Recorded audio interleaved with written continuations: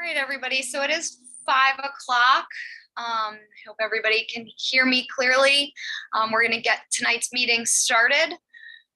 Jeff, are we expecting Linda? Yeah, I hadn't heard that anyone was going to miss. Okay, hopefully she'll sign on soon. But welcome to the November 10th Nantucket Conservation Commission meeting. This meeting is being held entirely remotely with participants participating via Zoom app. The public may join and participate via YouTube. There are directions on the town's website on how you can join. I ask that everybody on this meeting, please keep your phone or device muted when you're not speaking. If you wish to speak, please raise your hand either in your camera window or virtually and wait for me to call on you. Please state your name and any relationship you have to a project before speaking. I think that's it. So with that, we will open up with public comment on items not being heard this evening. Burton Balkind. Thank you, Madam Chair. Can you hear me? Yes, we can hear you. Excellent. I have two things I'd like to talk about. One is me, Burton Balkind, personally speaking. I went to the Massachusetts Association of Conservation Commissioners meeting that was held October 15th in Devon's, Mass, at the old base there, military base. There's 3 sessions and a keynote address. I won't go into any details. If anyone wants information about it, I could certainly give. I took some notes, met some really interesting people.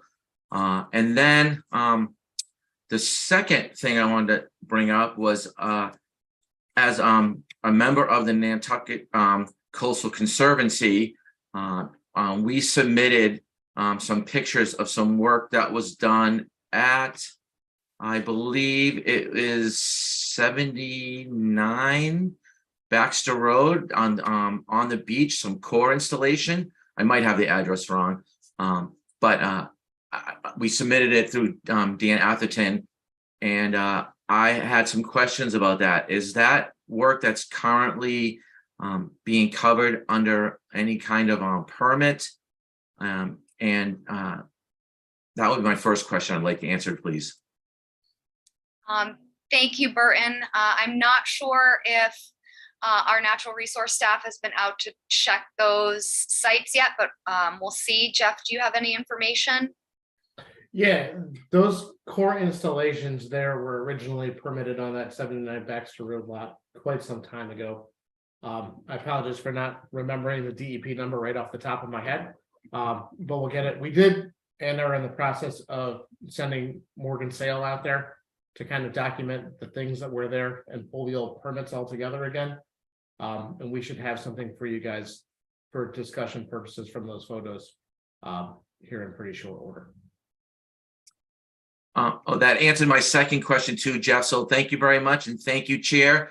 I appreciate your time and the board's time. Thank you, Burton. We always appreciate public participation. It does not appear that we have any public comment on YouTube. And I do not believe we have any continuances tonight, unless something came in. Jeff? Hi. I just want to say I am from the public and I'm here for 32 Western Avenue when you get to that. Okay, so you're here for an item that's being covered this evening. Hopefully you've put it off 3 or 4 times, but I was told it's tonight. Yes. Yes. That's who I am. Okay, thank you. So really quickly, we do have one continuance, Madam Chair. Number 8 Easton Street LLC, 55 Easton Street has been continued to the 1st of December, which is our next meeting. Okay, sorry, let me just write that down. So Easton Street LLC at 55 Easton Street. Yes, and then the only other one that's updated on the agenda from the original, the one prior to that, 36B Lily Street LLC, they are requesting that that is withdrawn. Yes, thank you. I think that made it on to the agenda. So Easton Street was December 1st, you said? Yes, ma'am. Okay, thank you.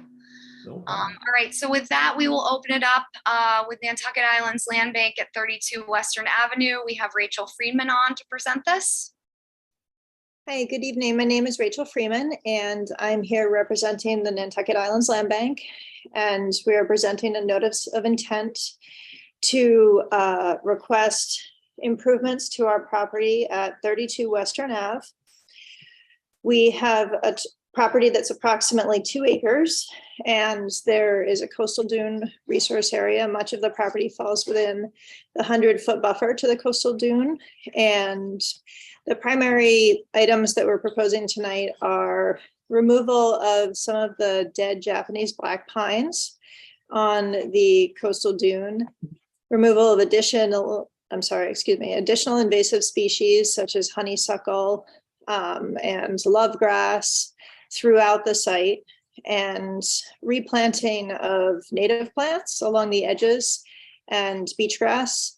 And then another primary goal of this application is to install a single proposed handicap parking space and wood boardwalk that would allow for accessible access to the benches that would be placed on top of inset wood boardwalk, and then replacing of the wood stairway in kind, virtually with what's there, as it has become deteriorated over time and become unsafe. I'm happy to answer any questions and or elaborate on any of the things we're proposing tonight. I have a question. Thank you, Rachel.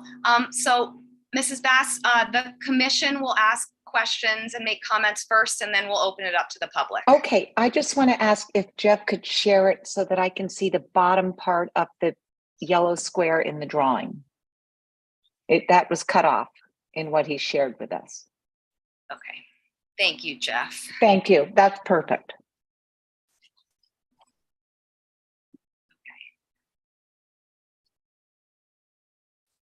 Thank you, Jeff. Any questions or comments from commissioners? Seth? Thank you, Madam Chair.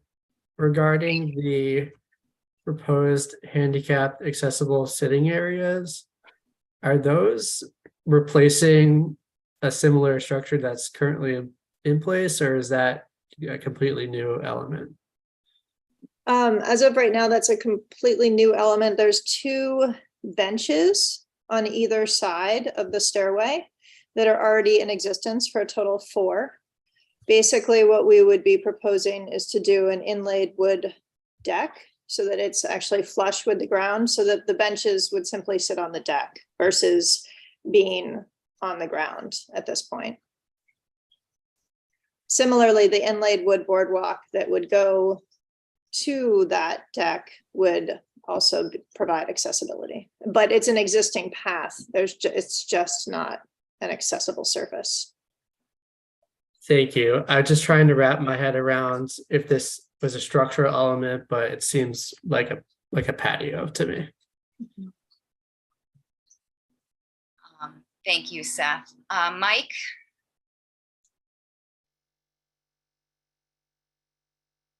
Mike, you're muted.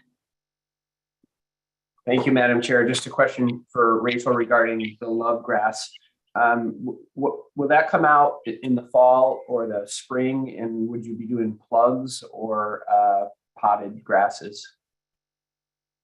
We would likely not do plugs, only because of the size of the site. We'll probably seed it with a conservation mix or a fescue mix, and it would come out either the spring or the winter.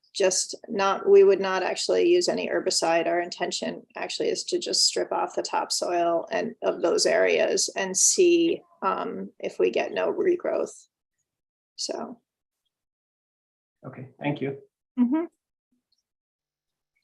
So Rachel, I have a couple of questions for you. Sure. I'm happy to see this application. I actually had to call your office this summer when one of the stair treads had lifted off. Right. I do have questions about the decking and just making sure it's a surface that is considered patio under our jurisdiction, as wooden elements tend to be considered structural, Okay. and making sure that we can differentiate there. I'm also curious if there will be anywhere to park a bike or lock a bike. I saw in one of your pictures, there's a bicycle on the split rail, and that actually happens to be my bicycle. And I have really realized that there aren't a lot of places to safely leave a bike at our beach access points. So it would be great if there could be some split rail element, something to allow a pedestrian to leave their bicycle. That's a very helpful comment. I will definitely keep that in mind. Happy to work on putting out more bike racks, or just be aware of it when we're looking at access points to the beach in particular, that we have places that people can actually lock their bikes. So regarding the inlaid, I don't have a better terminology for it, but I'm going to use the term inlaid wood boardwalk. It is akin to what we installed at Settlers Landing in Nantucket as an accessible surface. It is basically, so it's very similar to a dock, except that it is actually flush with the surface. It is also represented actually across the street. There is another example of it at the youth hostel, where they have an inlaid wood boardwalk. I would entertain different types of servicing. It's something we felt was appropriate for the area and would allow people to, experience the site who might otherwise have challenges accessing it. Okay, I appreciate that explanation. Thanks. Thank you. Any other questions or comments from commissioners? Mark? Thank you, Ashley. Rachel, when you were planning the deck area, did you consider any other surfaces other than the handicap sitting area? For this site, actually, we didn't, interestingly enough. We have often considered, we try and do something that's pervious. So this is pervious to some degree, it allows water and sand to fall through. And so the only other that we've had a fair amount of success with is stone dust, and that requires a lot of maintenance. And we actually haven't had, when I say success, we have not had great experiences with stone dust paths. We have a lot of runoff and a lot of washout. This is a relatively flat site, which is actually one of the main reasons we're proposing accessibility here. We try and make good use of what we actually have going on. But we have not actually looked at other surfaces, to be quite honest with you.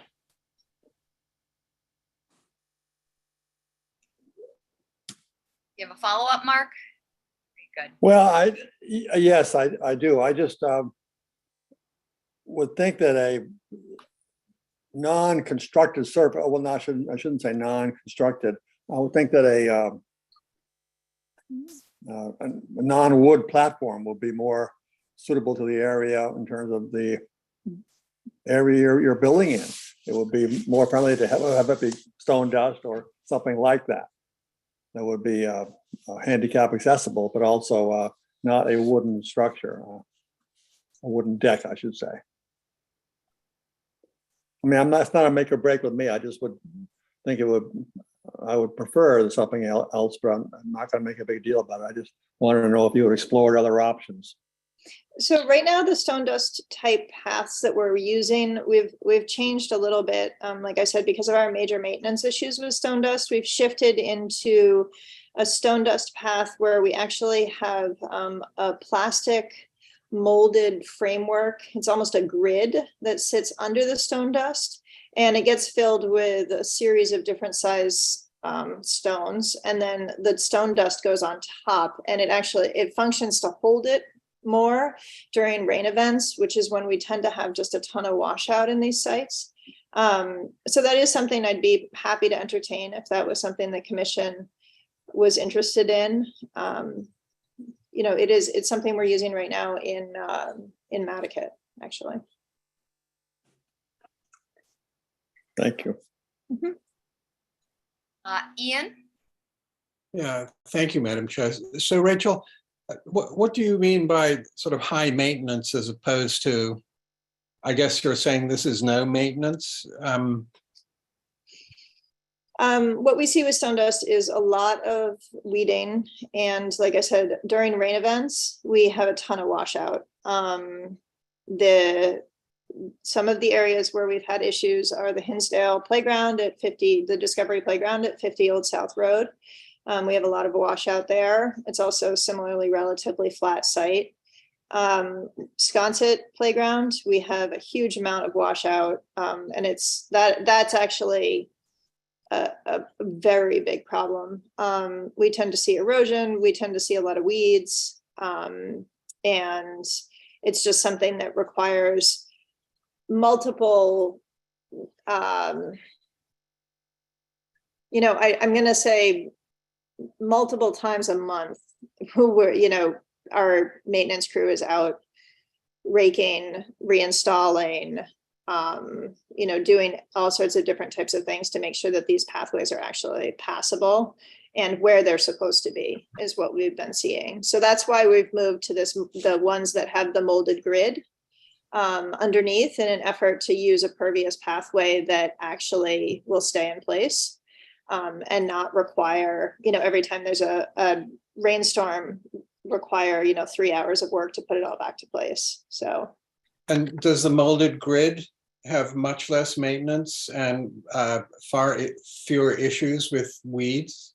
I don't know yet. We're just trying it for the first time in Nantucket. We've heard amazing things about it. I will be really eager to see how well it does. We don't like to herbicide paths. We try not to herbicide paths. We've recently been using sort of called a power raking system, which has been really good. But it's just something we have to do is to weed the paths. So at some point. Thank you for clarifying. Thank you, Madam Chair. Any other questions or comments from commissioners? Seth? Thank you, Madam Chair. I do think that in this case, the wooden at-grade walkway makes a lot more sense. If the land bank wants to entertain alternatives, that's fine. But I think that, you're trying to put a sort of unstabilized surface on top of another unstabilized surface, because the area you're talking about here is like coastal dune sand. I don't think that's going to be a recipe for success. I think you're going to get a ton of stone washing out onto the dune and onto the beach, and you're going to have to keep building it back up. And even like there's like stabilized stone dust, or maybe they could use this gridded system that would work. But honestly, I think in this case, the wood makes a lot more sense. The only like technical concern I have, and I think this is just for orders of conditions, is that if there's significant erosion there and now that like what's not a structure is protruding, then it would be sort of be considered a structure. So I think we have to call it out that it's not a structure and it needs to be maintained at grade in order to be in compliance. Thank you, Seth. Any other questions or comments before I open it up to the public? All right, looks like no, so we'll open this up for public comment. Any public comment this evening? Hi, I wrote to you guys multiple times. Hi, so can you just state your name for our minutes taker and then your address relative to the project? Hi, my name is Pamela Bass, and we live at 34 Western Avenue, which is immediately next door, and it's visible in that screen that he showed. And I'd like to go back to that because you can see that the area that you're proposing building hardscape for your benches is within I believe that, well, is the bottom purple line the approximate edge of coastal dune? So that blue area with the gold seating, is that a legit place to build them? That's where it's been already? Because that area looks like it's in front of our patio. And I know we weren't allowed to build anything past the exact edge of our patio. Okay. I'd be perfectly happy to move it back to the edge of their patio. That would not bother me at It's, all. you So know, that we're in compliance. That's not a concern. okay, because when people come up that walkway, they're just facing our house, and then where the benches are would be in front of us. Also, want to mention there's a neighbor, I can't quite remember his last name, it might be English, who maintains a wooden bench that was donated to the town of the land bank in his mother's memory. And I think it has a plate with her name. So I think those people who donated those benches need to be maybe consulted with, maybe at least reuse those benches as.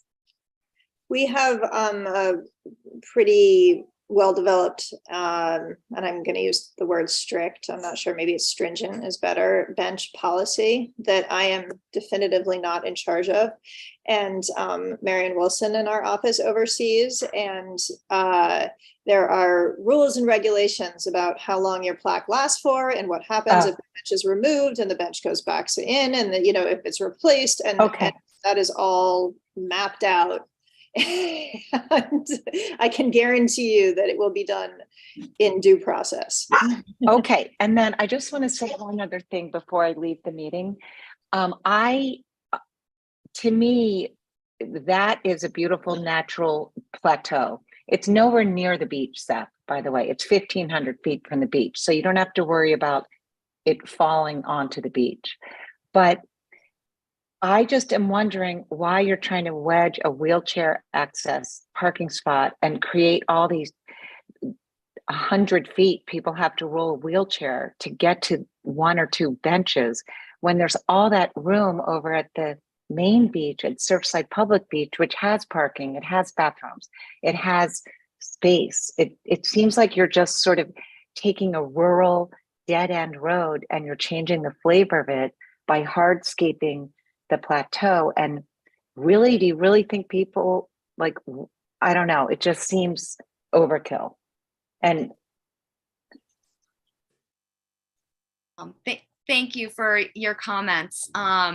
We do have to, remember that we're within Conservation Commission regulations. And this is land bank versus like the Surfside Beach, which is town of Nantucket. So, they both have handicapped accessibility issues that they're trying to kind of deal with. And I know, Rachel, I don't want to speak for you, but it's kind of been the land bank's mission, to make their properties accessible for everybody, and that includes the handicapped. So I think that's your mission statement, maybe. And then regarding now I'm going to leave in a minute. Regarding the path, I know that we have sand dust in between our stone patio, which is not mortared. And I think maybe because it's not allowed to be a permanent structure as well. And I think the wood would work better because we have to replace it every year. There's something about the howling rain and wind. I think the solid wood slats would look pretty as they would fade to a natural non-jarring color and be low maintenance. That plateau is very solid. So those are my thoughts as an immediate neighbor who bought the house thinking that was a rural street. Thank you. Okay, bye-bye. Thank you. Linda, I see your hand up. I think she's gone, or she's still here, that you're correct. When any public entity, and the land bank is a public entity, if you change an access, you provide an access, et cetera, it by law under AAB requirements at the state has to be made handicap accessible. Wood doesn't always work for wheelchairs and people that are ambulatory difficulties, but stabilized stone dust has been used many times, including up in Plymouth at the plantation. So just to throw that out there. Thank you, Linda. Make sure I check YouTube for comments. All right, does not look like we have anything on YouTube. Any final comments or questions? Jeff and or Will, do we have everything we would need to close this one? We're good. Hi, I'm sorry. May I just say one more thing and I promise I'll leave? Would you Yeah. guys make an effort to keep the screening that's between my house and that walkway? It's only 10 feet from our patio. Right now, there are pine trees and cedars and things that, you know, they're ramshackle, but I would be happy to donate the cost of planting a nice green barrier to the land bank. Oh, Because thank you. those people don't want to look at us either. They want to look at the view. And we already can hear each other when they sit on their bench and we sit on our patio. But so I do think a green wall would work well with the land bank, you know, goal, and it would work well for us. So down the road, if you want a donation towards that or to discuss it or whatever, we'd be very amenable. Perhaps I'll reach out after, you know, by Okay. email. Yeah, of course. Thank you so much, We can guys. discuss the buffer and things like that. Yeah. offline. Thank you very much. Bye-bye. Thank you. So Rachel, would you like to close? Yes, please. All right, is there a motion to close? Linda, were you just raising your hand? Yeah, to move the close. Okay, perfect. Motion made by Linda. Is there a second? Seconded by Mike. So by roll vote, Beal, Aye. Engelborg, Aye. Arisman, I, Golding, Aye. Mizzarelli, Aye. Plandowski. Oh, I can't hear you, Joe. Man, he's still muted. Yeah. Aye. All right, Williams. Aye. All right, that carries unanimously. Thank you very much. Thank you, Rachel. And that moves us on to 42 and 44 ARB Way LLC at 9 Arbor Way, represented by David Haynes. Good evening, David Haynes for the applicant. This is the second hearing on this. The first hearing, just to refresh everybody's memory, we're proposing to tear down a portion of the existing house and build a new, rebuild it. We are proposing to plant an area of almost 4,000 square feet within 25 feet of the wetland that's currently lawn. We're planting that as a vegetated buffer. Seth had comments about the plant list last time. I believe they have been corrected. If not, they will be further corrected. To get all indigenous species and non-invasives in that 25-foot setback that's currently lawn, as I said. The existing house is 12 feet from the edge of the vegetated wetland, and currently occupies 1,385 feet within 50 feet of that bordering vegetated wetland, 239 of that being within 25-foot setback. The proposal that we came in pulled a lot of that structure out and increased the setback to 31 feet from the 12 feet. And got it reduce the total structure within 50 feet to 392 from 1,385 square feet. So we're pulling all of that back. Since the last meeting, we also asked for waivers for work on a structure within 50 and also work on structures being the foundation within 2 feet of the water table. Since the last meeting, we have revised the plan to correct the vegetative list. Also, we have converted part of the proposed house that was going to be a deck to a dry stone laid patio, and that eliminates another 211 square feet within the 50, and bringing it down to a total of 181 out of 1385, or an 87% decrease in the amount of structure. So we've tried to tweak that a little bit. That also increases the structural setback to the wetland to 39 feet from what is currently 12. We have we've designed the house and pulled it it's right up to the front yard setback. We've pulled everything as far forward as we can. The foundation will be constructed with flood vents in it. The current foundation does not have flood vents, and this provides an additional 1,416 square feet approximately of a new flood storage that currently does not exist. So the other thing we have done, there was concerned about the deer fence that was proposed. That has been eliminated. We are not proposing to do a deer fence in there. And so we've pulled that out. So we get the migration of the deer back in. And I believe those were all the major issues that were discussed at the last hearing that you had. So with any further questions? Thank you, David. Any questions or comments from commissioners? Mark? Thank you, Ashley. David, we mentioned possibly moving the structure onto where the green is. That would get you out of 25 and 50. Did you mention that to the homeowner? Yes, Mark, we did discuss that, and one thing is that's actually a separate lot. They have sort of been merged. They're still separate lots, and they want to keep them so it's a separate lot and not build on it with the existing house, not spread the building over. So that was the reason that it was constructed the way it was because it was a separate lot. There are two lots there. The green is actually on a separate, putting green, separate lot.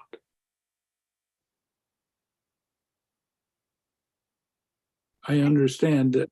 I look at these plans a lot before I bring them to you. I didn't, I've asked those questions as well. Any other questions or comments from commissioners? And I know, David, I do appreciate the changes that you made, since last meeting. All right, if there are no questions or comments from commissioners, we'll open it up for public comment. Does not appear that we have any public comment on YouTube at this point. Jeff, do we have everything we would need to close? Yes, you do. David, would you like to close? If everybody's happy, I would love to close. All right, is there a motion to close? So moved, Madam Chair. All right, Linda made the motion. Is there a second? Seconded by Joe. So by roll vote, Beal, Aye. Engelborg, Aye. Arisman, aye, Golding, Aye. Nizzarelli, Aye. Landowski, Aye. Williams. Aye. All right, that carries unanimously. Thank you. Thank you, David.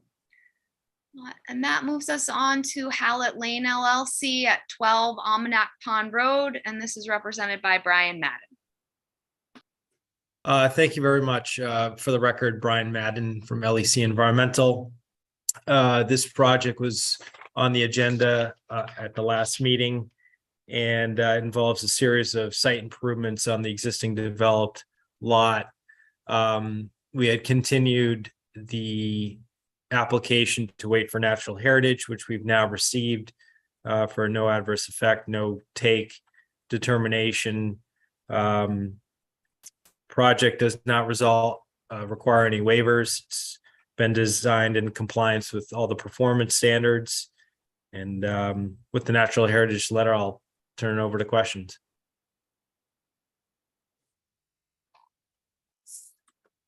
Thank you, Brian. Any questions or comments from commissioners? Looks like no, so we'll open this up for public comment. Also does not appear that we have public comment at this point, and I know we were waiting on heritage. So Jeff, do we have everything we would need to close? Yes, we do. Right. Brian, would you like to close? Please. Is there a motion to close? Motion So made by moved, Madam Chair. I think Second, Ian beat you, and Linda, I'll give you the second. So by roll vote, Beal, Aye. Engelborg, Aye. Arisman, I, Golding, Aye. Mizzarelli, Aye. Plandowski, Aye. Williams. aye. All right, that carries unanimously. Thank you. Thank you. And that moves us on to 5 QPR LLC at 5 Quays Pastures Road, represented by Mark Ritz. Mike, I see your hand up. Or Hold on, sorry. Could I recuse from this one, please? yes, yes, definitely. Thank you. Waiting on heritage for this one. We had been waiting for a DEP file number last time. Yeah, that's what it was. The file number. Yep. And I saw Mark on, but he was just muted. Is he actually? Saw him earlier. Yeah, he's on the call. Yeah, I would say on this one, we didn't have any questions last time. It's he's just the coming in. number. Yeah, we had just been waiting on the number. Sorry, Mark just asked to reconnect, so his other connection may have dropped, but. Okay. Oh, there Oh, he is. I see him now.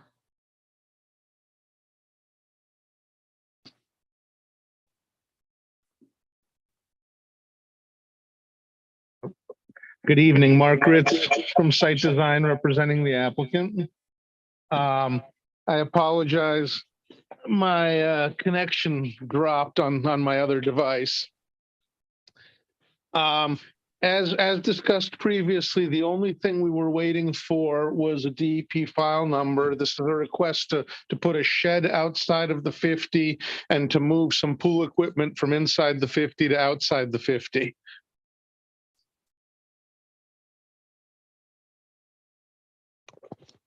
Thank you, Mark. Are there any questions or comments from commissioners? Looks like no, so we'll open it up for public comment. And it does not appear that we have public comment. So Jeff, do we have everything we would need to close? Yes, you do. Mark, would you like to close? Yes, please. All right, is there a motion to close? Mark, are So you? moved, Madam Chair. I think Mark made the motion, Linda, and Seth got you with his hand for the second. So by roll vote, Beal, Aye. Engelborg, Aye. Arisman, I, Golding, Aye. Mizzarelli. I'm recused from this one. Oh, right, I'm already forgetting. Plandowski, Aye. Williams. Aye. All right, so that carries with Commissioner Mizzarelli recused. And that moves us on to Stephen L. Cohen, trustee at 6 and 11 East Hallowell Lane, also represented by Mark Ritz. Once again, Mark Ritz from Site Design representing the applicants at 6 and 11 East Hallowell. This is a residential redevelopment project. Last meeting, we were waiting for a DEP file number, and our design plan showed a house that was just barely inside the 50-foot buffer. Several commissioners had requested to see if we could reconfigure that, and we went back and made a few tweaks and slid everything as close to the setbacks as we could, and we've gotten the corner of the house just outside of the 50-foot buffer. We have an existing deck inside the 50, and we are requesting to reconfigure that deck to a smaller size, decreasing it by about 90 square feet from what's there. But that's the only structural component now that remains inside the 50 is the existing deck reconfigured and made a little bit smaller, but the house has been pulled back. With that, I'll be happy to answer any additional questions. Thank you, Mark. Are there any questions or comments from commissioners? Seth? Thank you, Madam Chair. The portion of the deck that's within the 50-foot buffer, is it possible to cantilever that portion, or is it too large of an area? That deck is essentially ground level deck, and it's too large. I mean, you know, we've got an existing deck there, and we're you know, shrinking it and bringing it actually further back from the buffer a little bit, you know, closer to the house.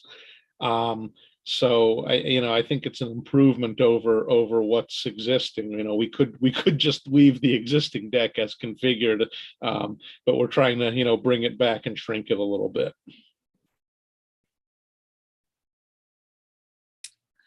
Thank you, Mark. Any other questions or comments from commissioners? Looks like no. Yeah, Ian? I just, where do we draw the line? You know, I mean, it's a new building. And it just seems that this is happening all the time. So I'm disturbed that, you know, the argument that the new deck has been pulled back is true, but it's a new building.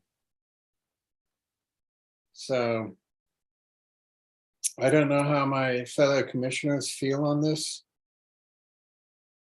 but it's just always pushing the envelope. Thank you, Ian. Seth, I saw your hand up. Thank you, Madam Chair. And Ian, I do tend to agree. Any change to push structures farther away from setbacks and to reduce their size is beneficial in my mind, but there are ways to do it better, and there are ways to sort of take half measures. And I think this is a half measure. I think if the part of the deck that Mr. Ritz has said is close to at grade already, well, we'll just make it at grade. That would make it not a structure, or turn it into a patio, or do something else that is going to better serve the protected resources. That's how I feel on that.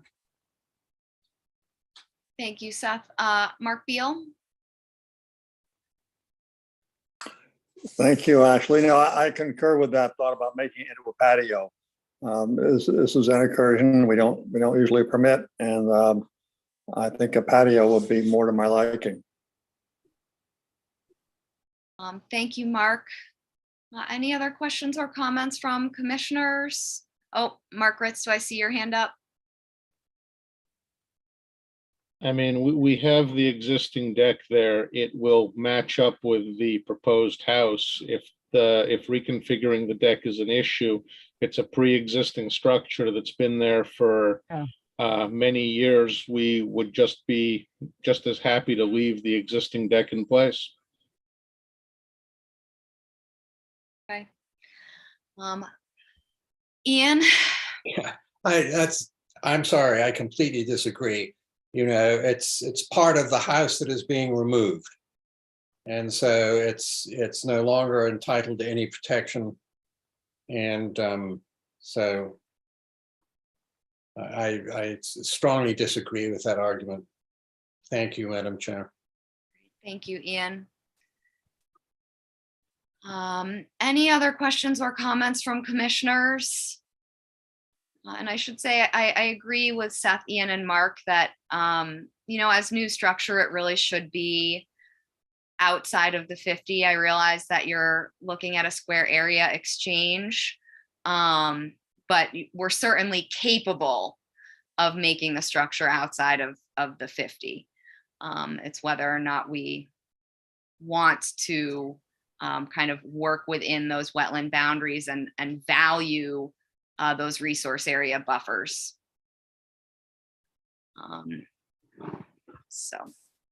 But I agree with you guys.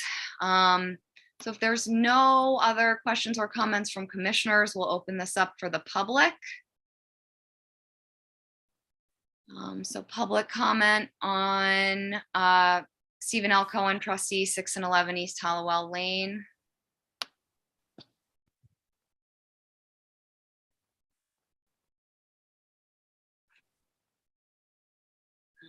Thought there was somebody on earlier, but I'm not sure if they're still wanting to participate.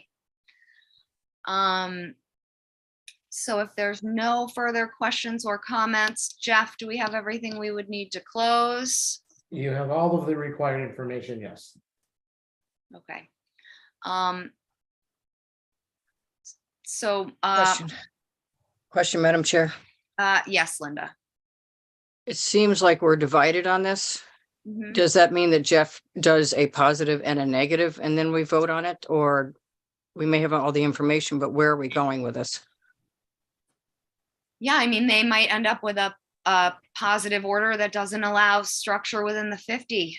You know, I'm not sure. I guess that'll come up in discussion of the order at this point if the applicant, you know, isn't willing to compromise anymore. Madam Chair. That's something they're going to do. Should we close the hearing now then? Or should they go back and see what they want to do before we close it next month? So For I now, for now. always allow the applicant to say whether they would like to close tonight. So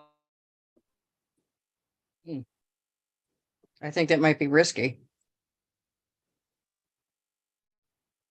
I think Jeff had a comment, and I'd like to hear it before I make my request. Yeah, I was just gonna say is we have a public comment coming in on YouTube. We've lost Ashley. Oh. It's a black screen. I had trouble coming in and out. I had to switch computers actually to get back in. It was sort of unstable. We'll let her reload. All right, well, while that's happening, I will read the public comment that came in. Hopefully she'll magically reappear here in a second. So Ken Wise provided a public comment that says, I'm the property of 7 Hallowell directly to the west of this property. I have a question on the proposed erosion control silt control fence that is designated in the dotted line around the property from the last meeting's schematic. At the bottom left of the schematic, this dotted line is underneath the hedge that has existed between the two properties for 50 or 60 years. What is the purpose of this silt control fence, and will the hedge be cut down to support this site control fence?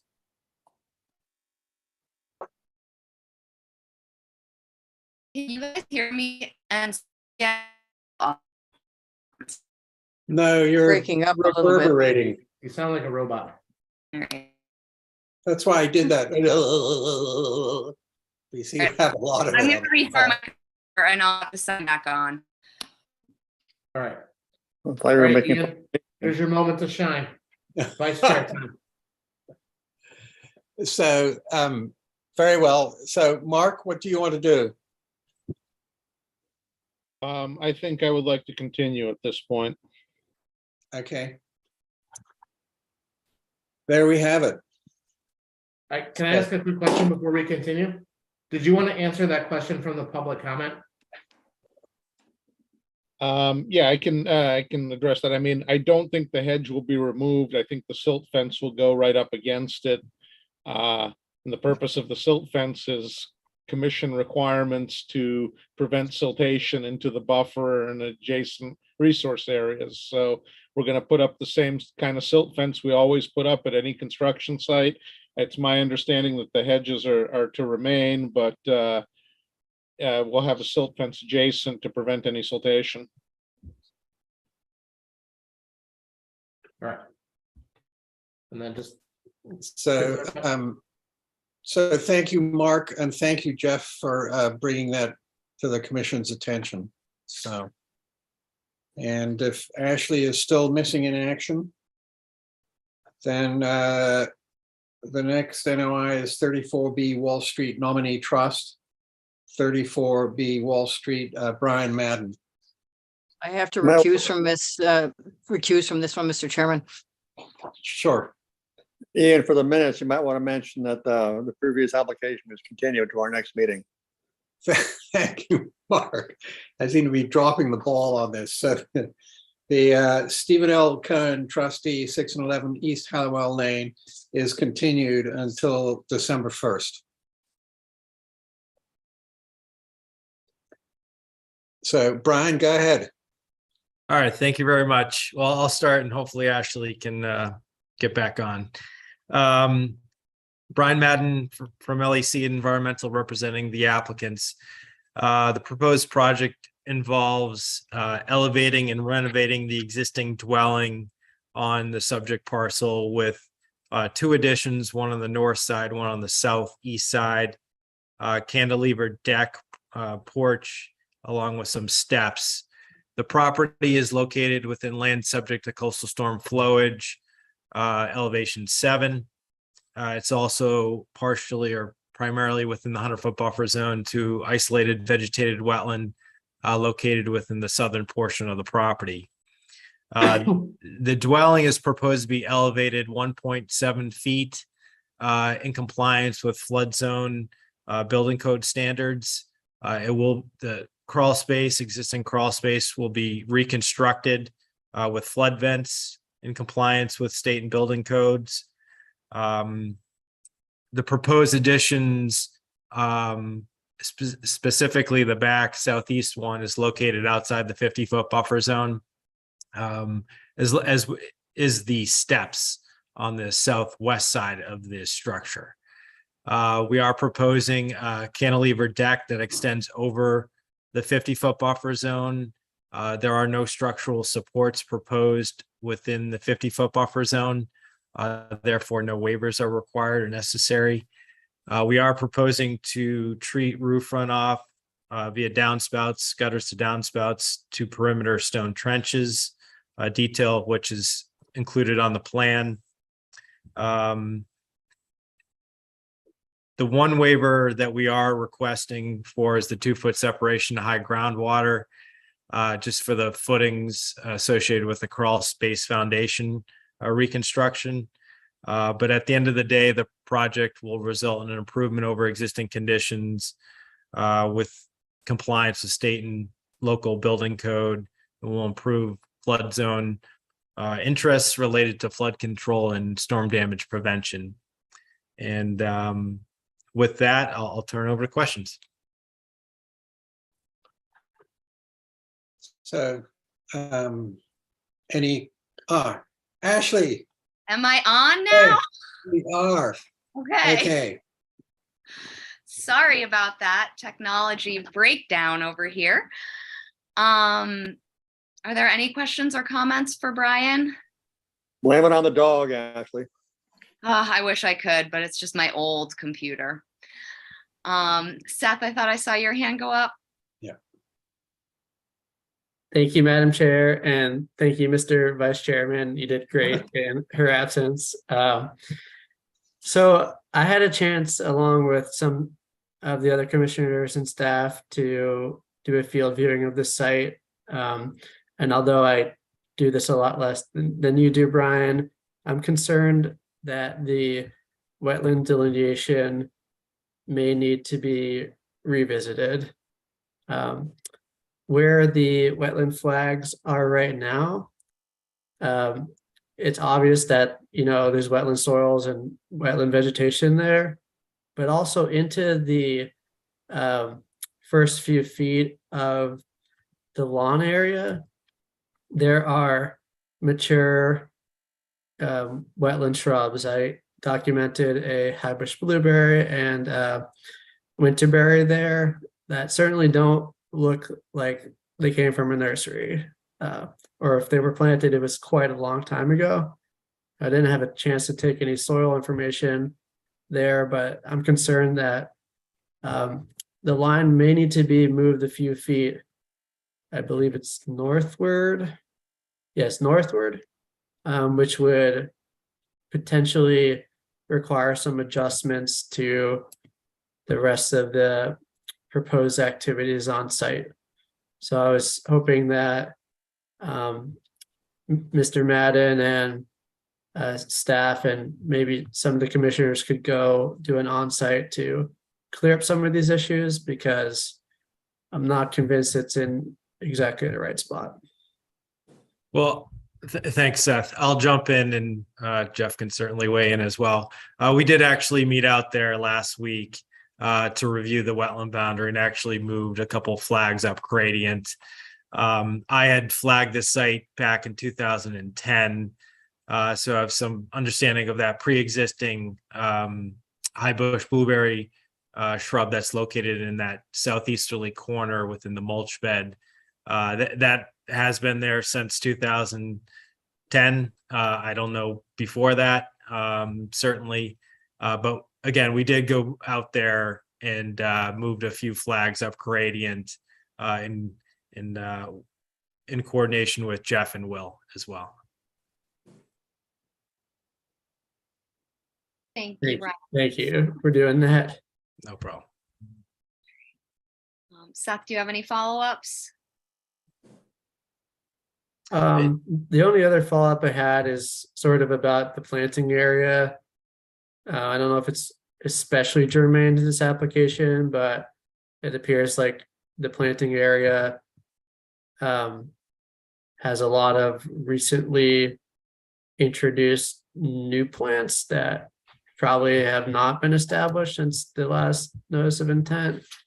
So just wanted to make sure that in any future order of conditions on the site, we really have good monitoring and good conditions for that planting area to make sure that everything stays in compliance with what it's supposed to be. Thanks for pointing that out and mentioning that. So I wasn't involved necessarily with the permitting back in 2010, but that was a requirement, is that order of conditions. And there was a certificate of compliance that was issued for that. Subsequent to that, new property owners, there was a lot of deer browsing activity that killed off a lot of those shrubs. And so when I flagged it back over the summer, I had looked back at the file history and noted that the plantings needed to be reestablished in that area. So they were just recently replanted. We've discussed that with conservation staff, and we'll be installing some mulch just to stabilize that ground cover, which is currently disturbed right now. But yeah, I would certainly welcome any conditions into the order that would further memorialize that. I think the property owner is fully aware of the need to maintain those moving forward. I think that probably was lost in the transfer, but and we'd welcome any monitoring requirements for the life of the permit too.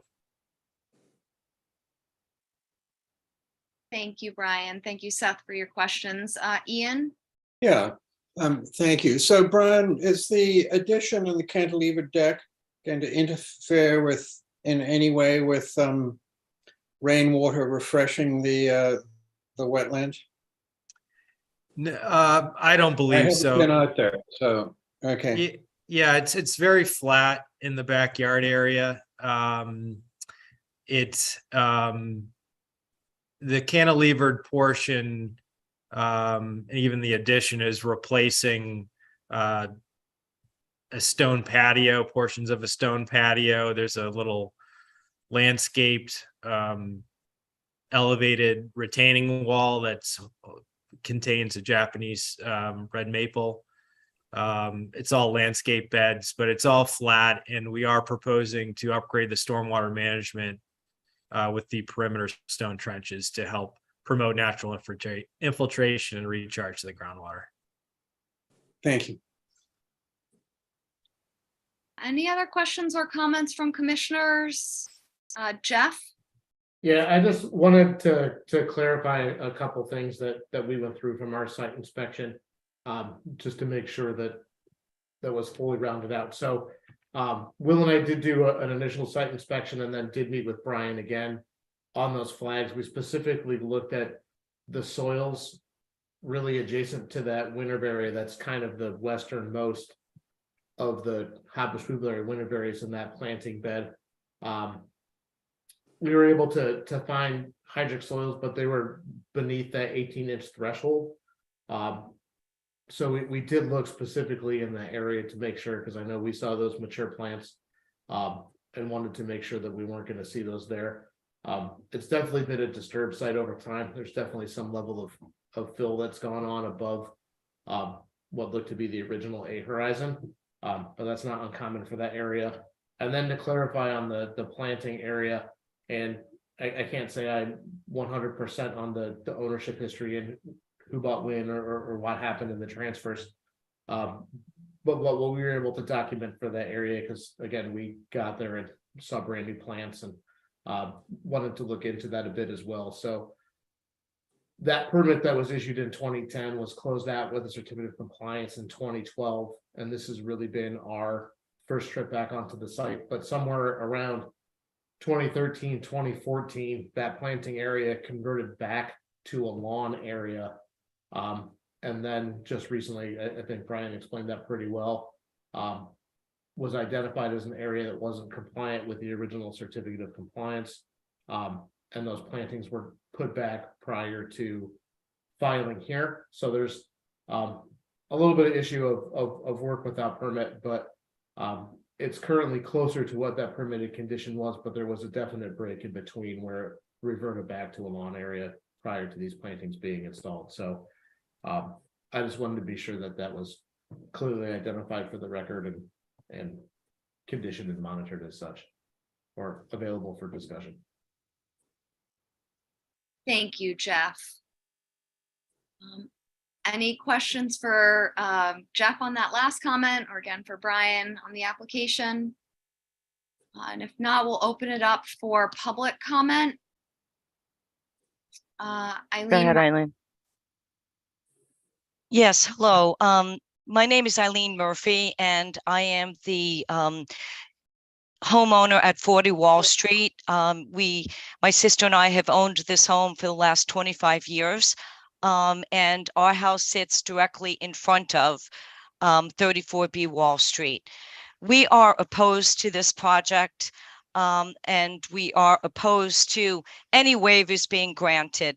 I would just like to prevail upon this commission to just give a little bit of history of this site and clarify the comments that have been made relative to this planting bed.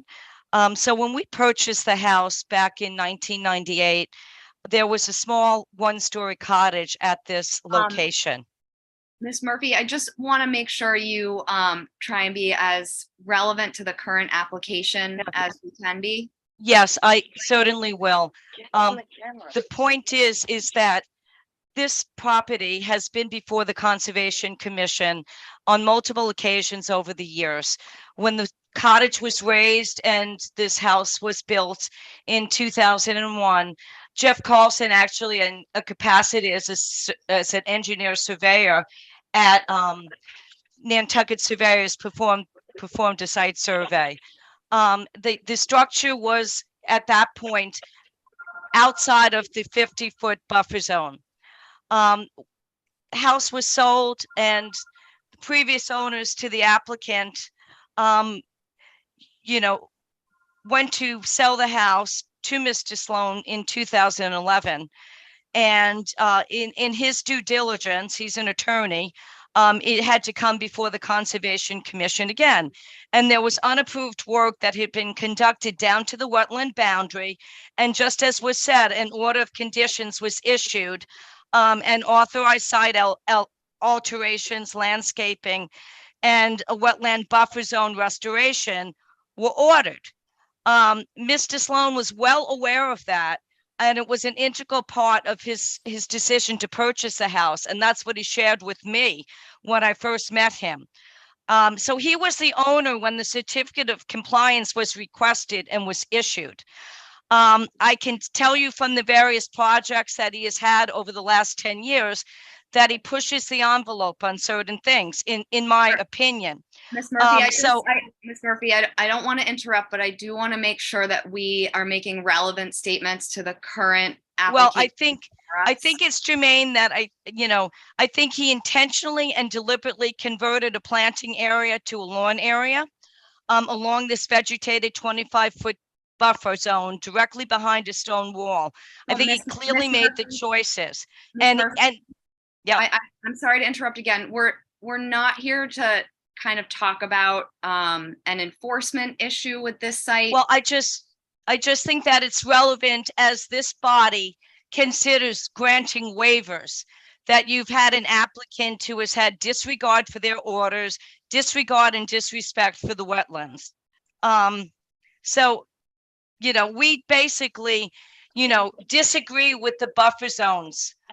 And I'm going to ask my sister Maureen to make comments on that. Thank you very much. So I'm Maureen Murphy, co-owner of 40 Walsh. We take issue with the delineation on the site survey of the 50-foot buffer zone. We have reviewed the prior site surveys on record for this property in 2002 and 2010. And currently, when the house was built, it was compliant with the various buffer zones, and there wasn't any structure within the 50-foot. But between 2002 and 2010, when the survey, until the most recent applicant survey was done, and when Mr. Sloan was in the process of purchasing it, it was discovered that the wetland had expanded and the existing structure, which is there right now, is already had entered the 50-foot. Specifically in the area of the steps coming off of the back deck area in the southern western corner, and also a raised stone planter. A portion of that was in the 50-foot. That we know, and Mr. Sloan is well aware of that because that was documented when he purchased the home. Madam Chair, isn't this repeating everything that was already discussed? Excuse me. So, now, all right. we fast forward, Right. and their contention is that the steps are not in the 50-foot. I don't think that could be the case. The raised stone planter, which they are removing per their proposed changes, and cornering off that southerly eastern corner of the home, that stone planter, a portion of it is already or was in the 2010 site survey inside the 50-foot buffer. So, Ms. we Murphy, question the buffer zones that are shown on the site survey. Clearly, the cantilever deck is in the inside the 50-foot. we do. You know, So, Ms. Murphy, I've got to stop you for a second. Yes.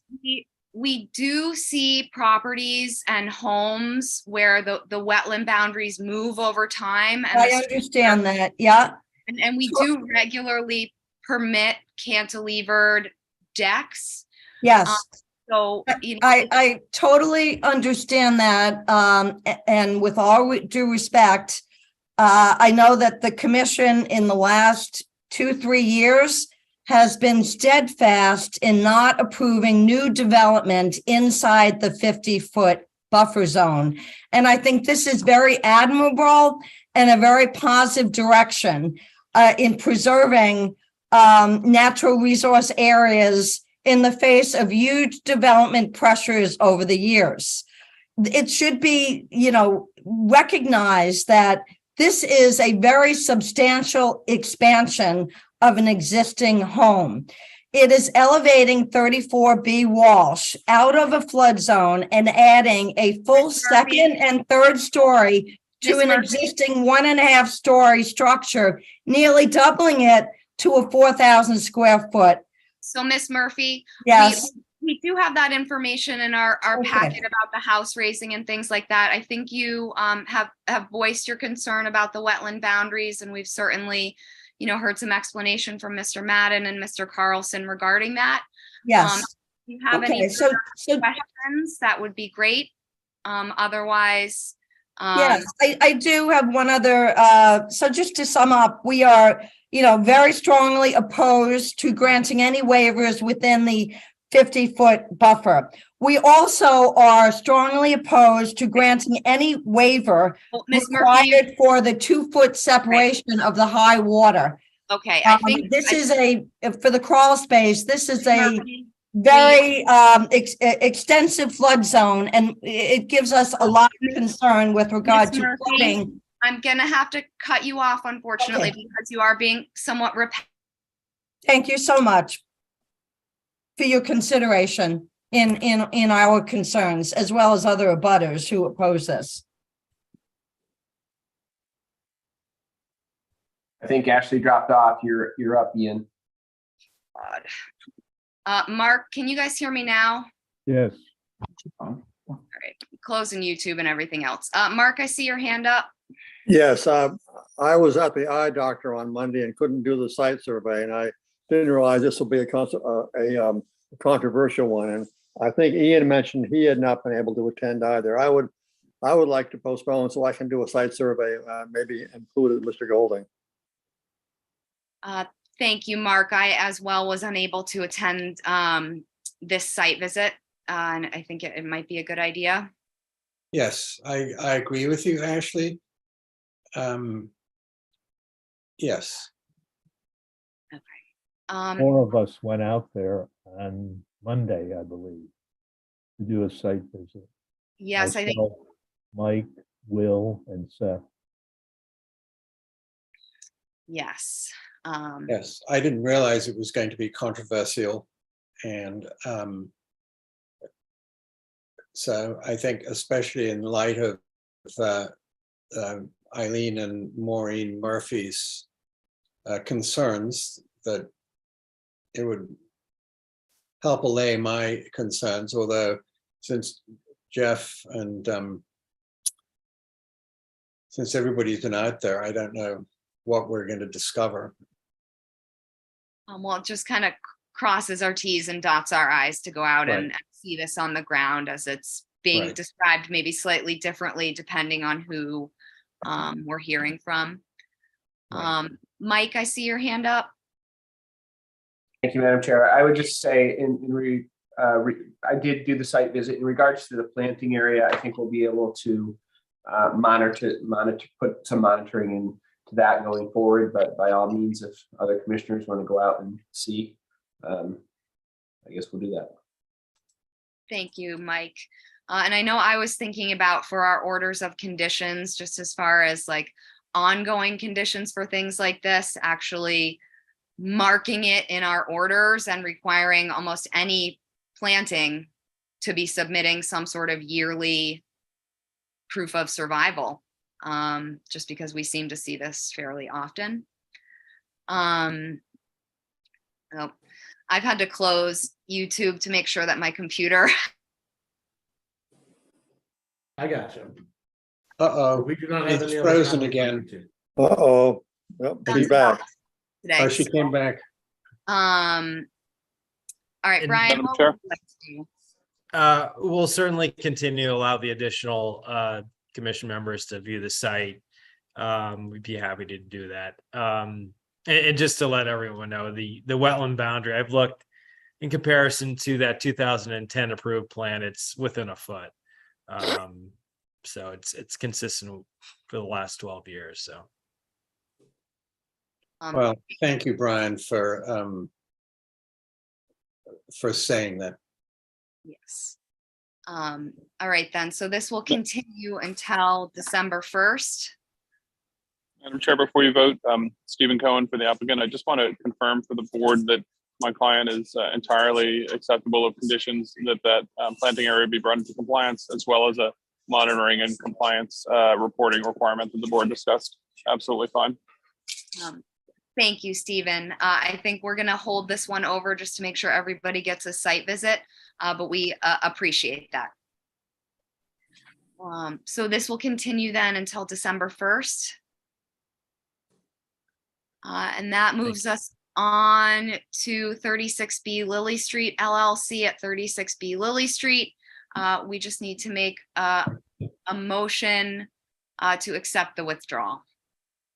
Mark, are you making that motion? we're still following. I'm curious. I'm recusing from this one also. What was planned? Okay, thank you, Linda. Joe, are you seconding? Yes. Okay, so motion made by Mark, seconded by Joe. Beal, Aye. Engelborg, Aye. Arisman, I, Golding, Aye. Mazzarelli, Aye. Landowski. Aye. All right, so that carries with Commissioner Williams recused. And that moves us on to Nantucket Cottage Hospital at 60 Meadowview Drive, represented by Paul Santos. Thank you. Paul Santos with Nantucket Surveyors on behalf of the property owner and applicant, Nantucket Cottage Hospital. This is a piece of land that the hospital owns and uses for employee housing, located at 60 Meadowview Drive. We're before you tonight with a notice of intent for the proposed construction of a secondary dwelling, installation of a fence with associated grading, landscaping, and utility installation within the buffer zone to a bordering vegetated wetland. The wetland occurs off-site on the property to the west. You'll see a proposal before you, which is essentially development for housing for the hospital that entails a primary dwelling, a secondary dwelling, and a tertiary dwelling. What's before you is simply the secondary dwelling as it occurs within the buffer zone to the off-site wetland. Site is serviced by public water and sewer. It's not in a flood zone. It is not mapped by NHESP. And I've done soil testing at the location of the proposed secondary dwelling within your jurisdiction. And we do not need or require any type of waivers for groundwater separation and so forth. It's a pretty straightforward, I think, buffer zone application. Happy to answer any questions that you may have.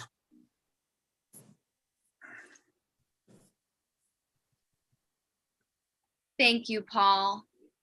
Any questions or comments from commissioners? Seth?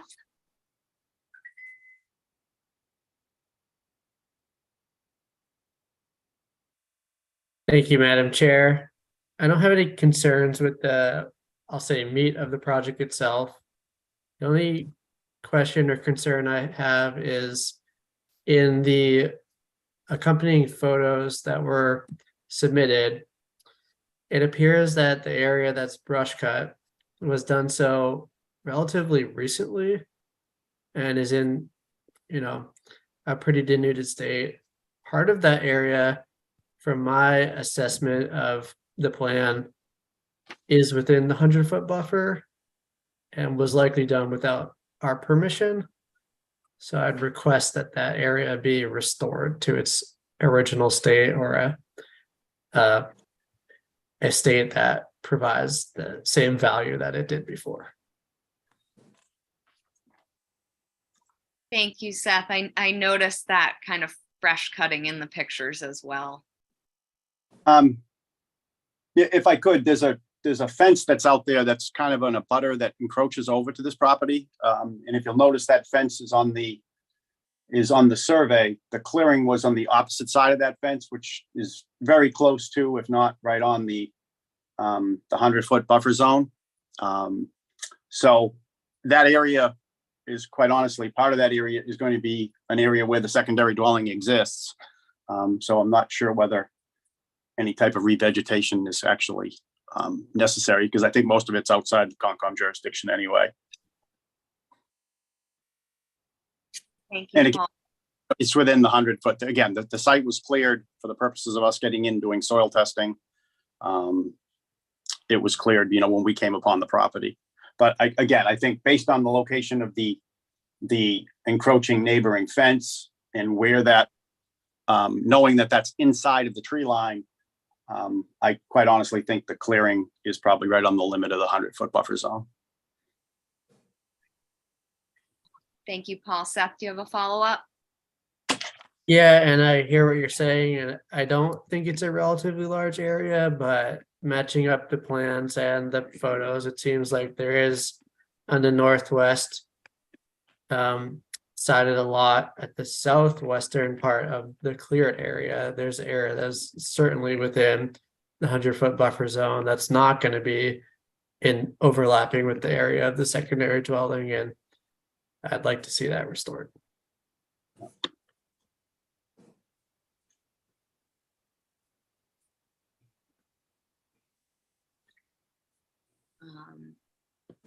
Thank you, Seth. Any other questions or comments from commissioners? Mark? Thank you, Ashley. It might be helpful, Seth, to have Paul let us know where the cutting actually was on the lot. So I can gauge which section needs to be restored if we so desire. Guys, I'd like to, quite honestly, I don't really, my proposal is for a notice of intent for construction of a secondary dwelling, installation of a fence and associated grading. My fence line is shown within the 100. I've got the 10-foot setback kind of shown in there. Quite honestly, the application before you is requesting to clear enough to construct the plan as it is submitted. I don't see any need to restore. I'm going to clear probably more than what you're seeing out there that's out there right now, because I've got to clear more than what's out there now to get into develop what we're proposing.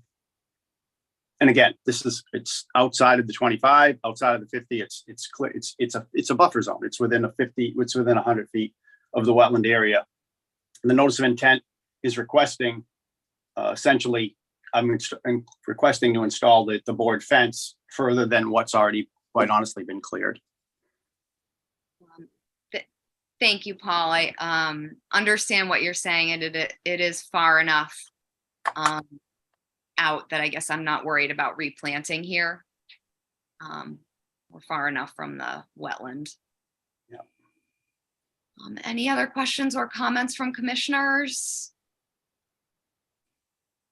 Looks like no, so we'll open it up to the public. Oh, Jeff, can you check YouTube? Sorry about that. Nope, no comments on YouTube. Okay, do we have everything we'd need to close? Jeff? We do. Paul, would you like to close? Yes. Mark, are you making that motion or do you have a question? Making the motion? Ian, second. Ian Either got. So by roll vote, Beal, Aye. Engelborg, Aye. Harrisman, aye, Golding, Aye. Mizzarelli, Aye. Landowski, Aye. Williams. Aye. Right, that carries unanimously. Thank you. Thank you, Paul.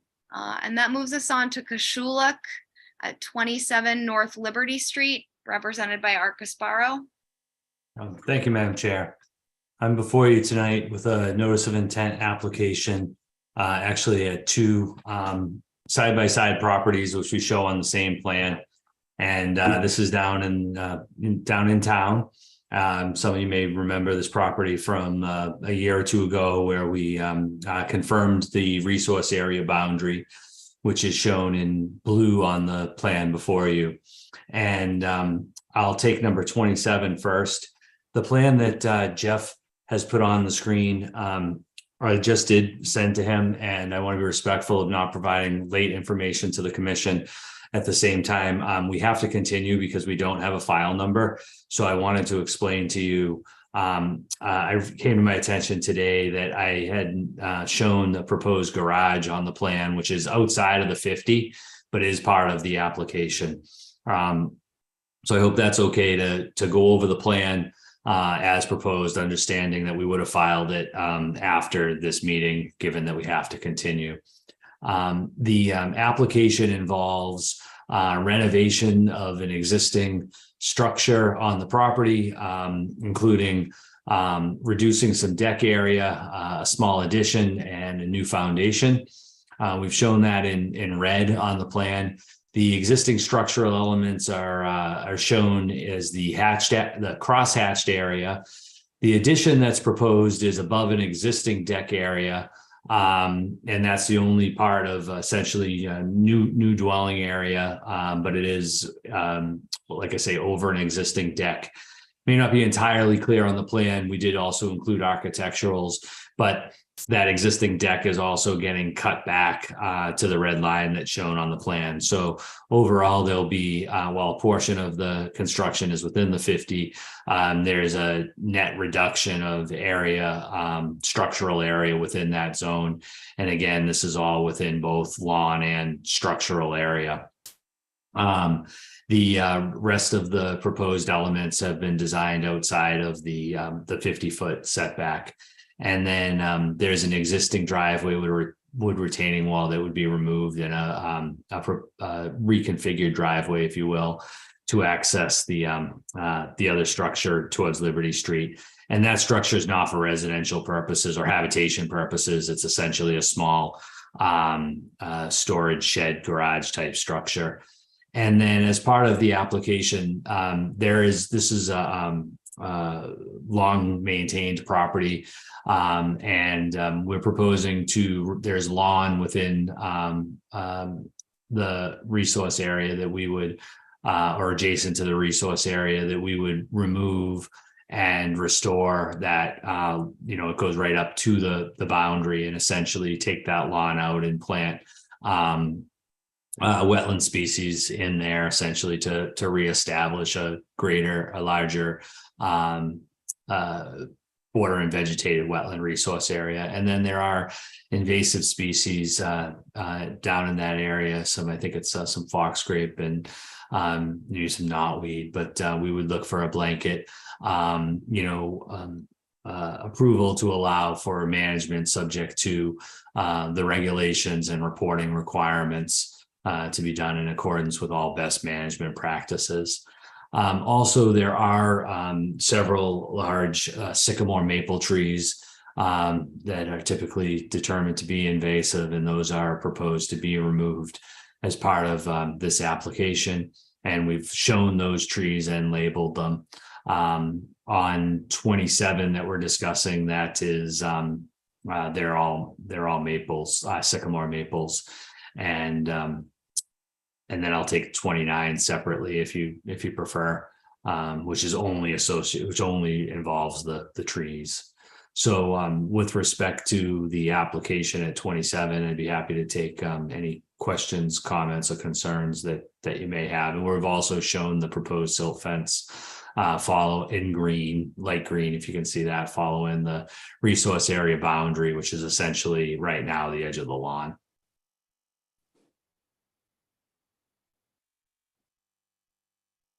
Thank you, Art. Are there any questions or comments from commissioners?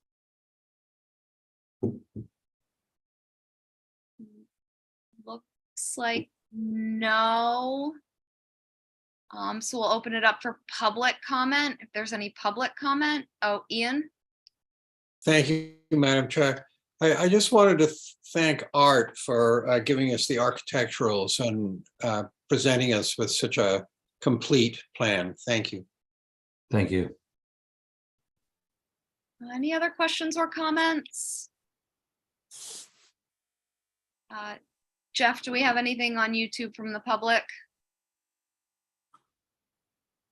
No.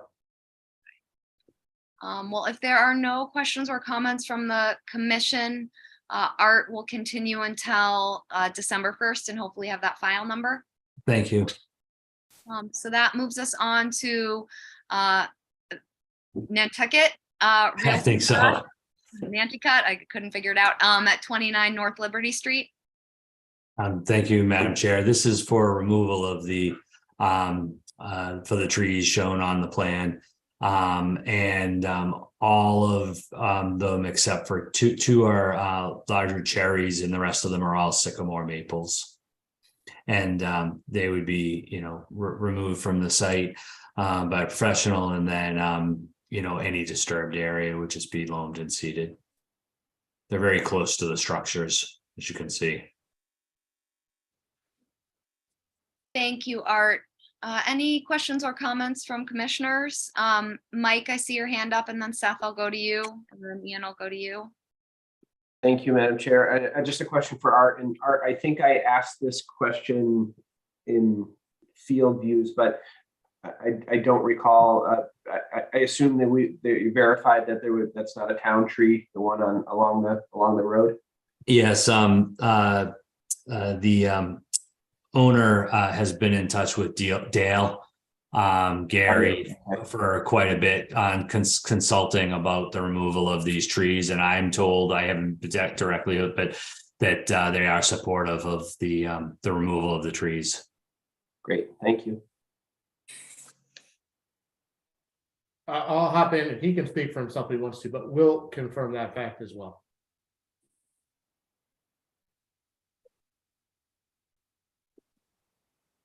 You're on mute, Ashley. Yes. One of those nights tonight. Seth, your hand was up. Yes, thank you, Madam Chair. Art, do you know which trees are the sycamore maples and which are the cherries? And do you know what species of cherry we're talking about? I could label them for the plan and update the plan if you'd like. I don't know. I believe it's the two in the back is what I was told. So I think the two that are closest to the structure, and I don't know the species. I could find that out though, since we have to continue prior to the next meeting. Yes, please. I'm just wanting to make sure we're doing our diligence, because with the sycamore maples, removing them in the area within the 25-foot buffer is not a concern, because there's already a pre-existing waiver in the regulations for that. But if it's like a native black cherry, then that would be a waiver request. So want to make sure that we have an accurate plan for depiction. Okay, and I did ask for the waiver for the work in that zone. But I will identify and update the plan to show them. Thank you, Seth. Thank you, Art. Ian, you had your hand up. I did, Madam Chair, and I'm sure the cardinals in the area will miss the habitat. Does the owner have any intention to plant any new trees? Not that I'm aware of. I was told that it would just be restored, but I can follow up on that as well. Thank you. Ian, any other questions or comments from commissioners? Jeff, do we have any public comment on this one? Okay. Nope. So if there are no further comments or questions, Art will continue until December 1st. Yes, please. Great, thank you. Thank you. So that moves us on to amended orders of conditions. We have Stark Point LLC at 16 Easton Street, represented by Paul Santos. Thank you. For the record, Paul Santos with Nantucket Surveyors on behalf of the property owner and applicant Stark Point LLC for a property located at 16 Easton Street. The resource area is land subject to coastal storm flowage. This application has been before you previously, and in fact, we are requesting an amendment to an existing order of conditions that was issued on September 13th, 2022 for the removal of an existing structure, removal of existing structures, construction of 3 new structures, decking, stairways, and modification of a pervious driveway with associated grading, landscaping, and utilities within land subject to coastal storm flowage, and the buffer zone to a coastal bank, which is the bulkhead that exists at Nantucket Harbor.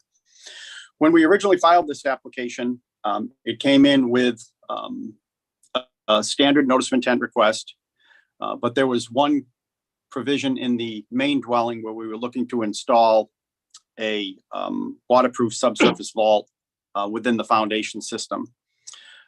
There was some discussion regarding that. So we continued the hearing and came back.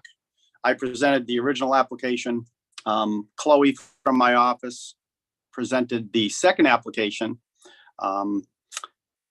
specifically coming back to deal with the subsurface vault. Presented the application. No comments from commissioners were made. Chloe closed the hearing, and then during the order of conditions component of the application, the board members discussed the vault itself and then graciously granted the order, but denied the vault itself. So not having a chance to discuss it again because the hearing had been closed, that's what's led us back here tonight. So this is specifically an amended order of conditions to discuss the merits of the proposed subsurface vault. So what that involves is we are seeking permission for the installation of approximately 274 square foot waterproof subsurface vault within the foundation system of the primary dwelling on the property. 25 engineered flood vents have been added throughout the building foundation, where only 18 are required. The additional vents have been placed in a flow path to mitigate the location of the vault. Each engineered vault allows up to 200 square feet of flood coverage. The proposed amendments are shown on the plan that we have previously provided. So the small section of the vault occurs in the northerly facing portion of the primary dwelling. It's at the dwelling that's the furthest back on the existing lot. The area itself, the 274 square feet, is approximately, in some cases, less than 50% of what a standard, maybe a garage that would be allowed within the flood zone. Typically, the garage obviously is going to have a concrete base or a concrete floor. So essentially what we're asking for is to have 274 square feet of this 3,500 square foot footprint contain a enclosed wall with a concrete floor. Your additional findings on the original order specific to that request, it says the commission finds that the subsurface waterproof vault, due to its diminishing the lot's ability to absorb and contain floodwaters, is not approved by this order. So you approved you approved the order itself, but completely excluded the vault itself. So what we've done is we've reduced the size from the original request. We've added the additional flood, the flood vents themselves. And in Chloe and I talking, actually kind of thinking, a way to kind of mitigate the whole issue of the diminishing ability to absorb and contain floodwaters. It's not on the plan that you have before you, but my thought was to take the 274 square feet and create a subsurface shallow drainage area or recharge area along a portion or within the portion of the proposed shell driveway. That would provide a specific area equivalent to the area of the vault that we would recharge any type of either flood water and also rainwater, quite honestly, on the site itself. The area of the buildings are all the buildings are tied to a subsurface drain system or stone system within the foundation area. So all the roof area, the footprint areas are all being recharged. I think the concerns about the vault itself were more so, not so much the floodwater concern, but I guess it was more of a issue with the ability to absorb. So my intent was to discuss it with the board, get a little bit more feedback, I think, than we had last time, and then potentially offer the issue of the equivalent area recharge, subsurface shallow recharge system underneath the proposed driveway. And I'm happy to answer any questions or maybe discuss this further.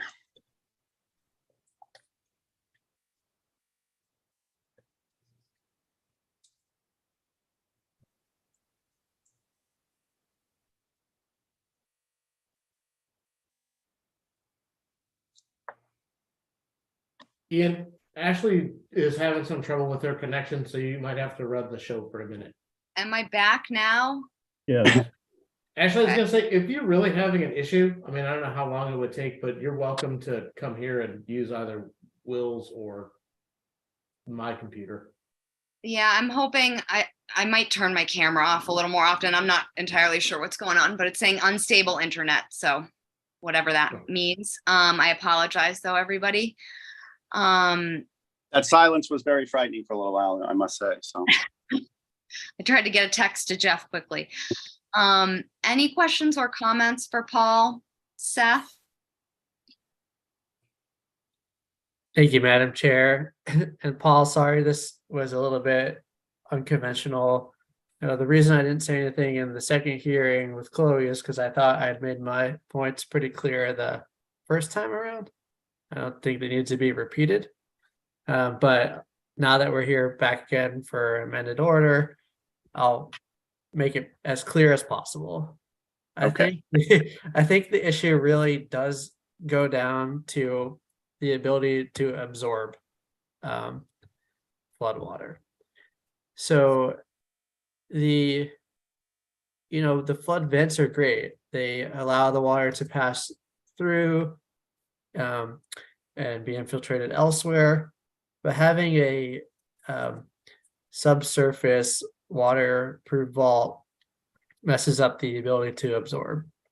So if there's a way to do something like you have discussed, or maybe another way with compensatory storage, bioswale, whatever it may be, to make up the area of absorption, I feel like there's a way that I feel comfortable with this project.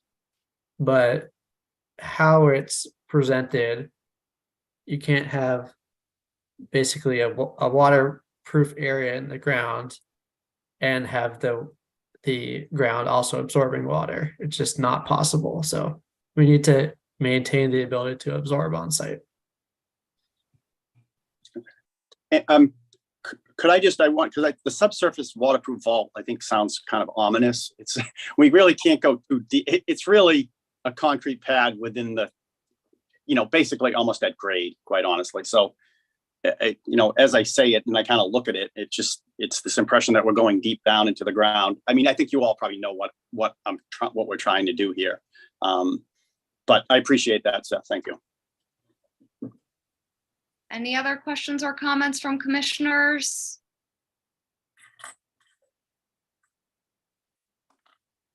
Looks like no, and I appreciate your willingness to try and have this water absorbed elsewhere as well. So thank you for that. Actually, Chloe mimicked one of Seth's ideas that was a little bit different than mine right now. So I think, Chloe's probably smiling right now, but I will, thank you. Just see if there's any public comment, Jeff, on this one, since it's an amendment. Mark, do you have a question, comment? I do, actually. Thank you. And Paul, I do remember this being discussed at the first hearing. So it really wasn't news to us as commissioners anyway, at our meeting to discuss the approval. I think I'd be reassured, Paul, if I could have some of our more well-versed science members be satisfied that there is equivalent subsurface drainage available through making a special area underneath the shell driveway or some other location with stone and I'm not sure what else, but I think that might be a good solution. But I want the assurance of a better science mind than mine. Thank you. Thank you, Mark. Any other questions or comments from commissioners? And then looks like no. RJ, I see your hand up. Hi, thank you, Chairman. On behalf of the Nantucket Land Council, just curious whether it would be possible to get the volume in cubic feet or cubic liters of this vault, thinking about how this is going to be replicated on the site. Thank you. Thank you, RJ. Paul, will you have that information, or do you have that information? Oh, sure. Again, like I said, the whole vault thing kind of seems ominous, but yes, yes, I will. I think we have a little direction, I think, between like Chloe and I were speaking about today, and then we'll get the feedback we're getting. I'm comfortable, I think, as long as there aren't any other comments, with maybe continuing this till December 1st and coming back with, I think, a way that we can, meet everyone's concern, and address the issue, of the provision that was in the original order. So. Thank you, Paul. Seth, I see your hand up. And thank you, Madam Chair, and thank you, Paul. And I do understand, we're not talking about going deep into the ground like a casket, but there's still going to be some, area beneath grade, and just knowing what that is volumetrically and area wise as well, so that we can, deal with that through compensatory storage on site is all I'm asking for. Okay. Thank you, Seth. So if there are no further comments or questions, Paul, it sounds like you want to continue this until December 1st. Yes, I do. Thank you. Okay, perfect. So this will continue. Great. Thank you, everyone. Thank you. So that moves us on to certificates of compliance. We have Nantucket Island Land Bank at 65 and 67 Easton Street. Sure. So I'll hop in and take these. So 65 and 67 Easton Street, if Rachel wants to add, she can, was for the installation of the benches and some fencing and some vegetation work on site. I think we feel that work was completed in compliance and are recommending the certificate of compliance, and there's no ongoing conditions necessary. Thank you, Jeff. Any questions or comments? And if not, would somebody like to make a motion to issue the cert? Ian, are you making that motion? I am. And Mike, I'll give you the second. So by roll vote, Beal, Aye. Engelborg, Aye. Harrisman, I, Golding, Aye. Mizzarelli, Aye. Landowski, Aye. Williams. Aye. That carries unanimously. And that moves us on to 56 Monomoy Nominee Trust at 56 Monomoy Road. This one was a little bit more involved because there were a couple amendments. 1 second, I'm just bringing up my notes.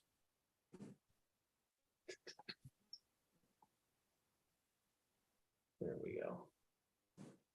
So it was amended. It was originally for the construction of a spa. And then it was further amended to include some vegetation and invasive species work. Everything was done and completed in accordance with the order of conditions, but I think in this case, we are recommending it with conditions 19, 20, 21, and 23, all ongoing, and those relate to the operation and maintenance of the pool spa area.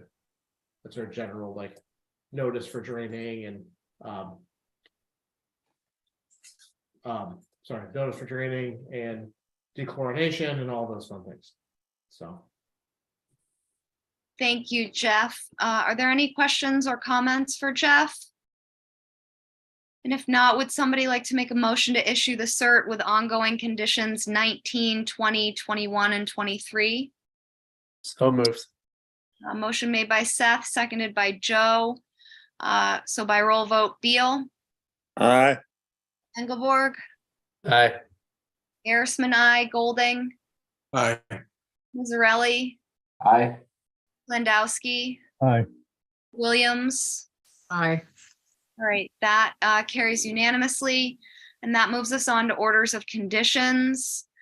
I know the orders on the agenda are listed differently than the order in our packet. Don't know if anyone has a preference. So, Madam Chair, I don't have any orders of conditions. I don't know. I You did know, just I go resend them to through- you too, Ian. What? I did just resend them to you as well, so. Oh, thank you. Great. Okay. That's- Terry, as our minutes taker, do you have a preference since you're the one who kind of organizes on the backside?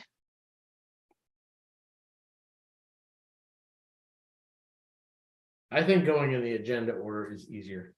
Okay. Agenda or, yeah, because my minutes are set up in the agenda order. Okay, so we'll go by the agenda order. That starts us off with Sunset House LLC at 15 Hollowell Lane, which is, I believe on page 13 and 14. 13. Yes, so page 13 of our drafts. And Madam Chair, and 14 is the denial. Yes. Thank you, Ian. Sorry, our PDF got a little screwed, so. But. So this is the project. I'll just kind of run us into it. A reminder, this was the project at 15 Hollowell Lane.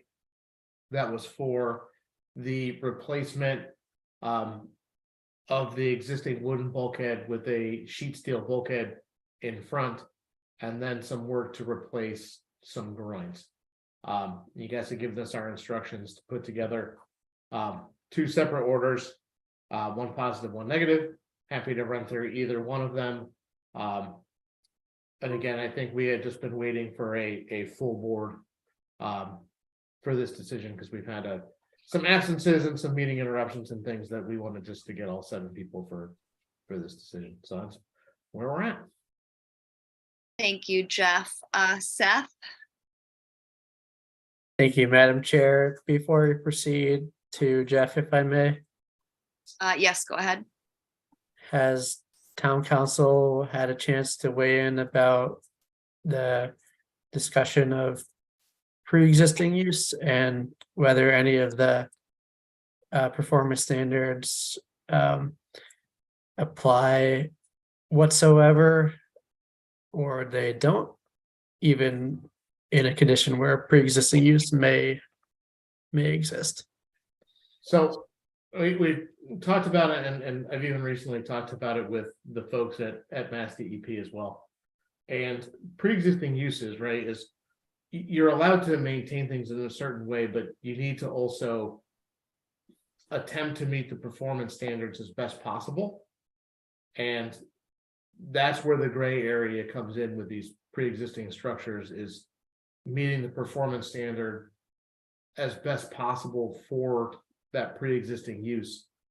What is that? And that unfortunately is part of your job to determine what that like best feasible compliance and is with meeting the performance standards. It's not like if there's a known adverse impact that's going on, just because it's old doesn't necessarily mean that it doesn't have to be attempted to be rectified from a known impact or something that's going on. So you still need to try to meet performance standards, but in some cases, it's just not possible to do because of the pre-existing nature of it. So hopefully that makes some sense. Thank you, Jeff. Yeah, that makes perfect sense, and it gives clarity to my process at least, especially because we do have several performance standards within our local regulations that specifically reference repair and rebuilding of pre-existing structures. So I think that would certainly apply in these cases then. Thank you, Seth. Any other questions or comments? Ian? Yes, thank you, Madam Chair. So when I went out there last month, the wood bulkhead seems to be in pretty good condition. There's, as we all know, there's terrific end scar on the western end of it. And I believe there's unpermitted riprap on the western end of it. I don't know who's responsible for it. And the house was, I actually sent, I think last month to Jeff, and I asked him to forward it. And I'm not sure whether or not it was forwarded. but the house was an application for the HDC on January the 29th, 2013, to move back the existing house. And it shows that the square footage was 1,450. And then in May 23rd, 2013, on the building permit, it shows that they added another 436 feet. So that's considerably more than what we allow under our local regulations for statutory protection. So this structure is not entitled to statutory protection. And I see no reason, especially in light of what we're going to be facing going forward with sea level rise, I see no reason to approve a steel bulkhead when the wooden one seems to be adequate to the task at the moment and looks as though it's going to survive at least another decade. With so will vote for a denial. Thank you. Thank you, Ian. Any other questions or comments? Okay. I don't know, commissioners, if you want Jeff to go through both orders, or if commissioners kind of know where they fall on this one. Would anybody like Jeff to go through both, or do people feel pretty clearly already? I'm good. Okay, Joe? To Ian's point, if an owner wants to do a replacement before it really needs to be done, do we judge that? Well, from my perspective, Joe, I feel that there's no need to put in a steel bulkhead that is in 20 years' time is going to be, who knows what it's going to look like in 20 years' time. So it would be one thing if we were talking about a bulkhead that needed repair. I'm also concerned that the other alternatives haven't been put forward, like a choir, for instance, and other more environmentally friendly approaches. And then the end sky, as you can see, not only from Google, the satellite views, but when you go out in person, it's astonishing, it's tremendous. And so those are all factors that I see no reason why it should be rebuilt in this fashion. Thank you, Ian. Seth?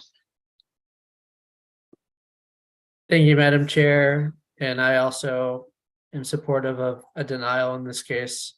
I think given Jeff's comments in relation to what DEP said and the existence of multiple performance standards within our regulations and in the Wetlands Protection Act regulations existing, requiring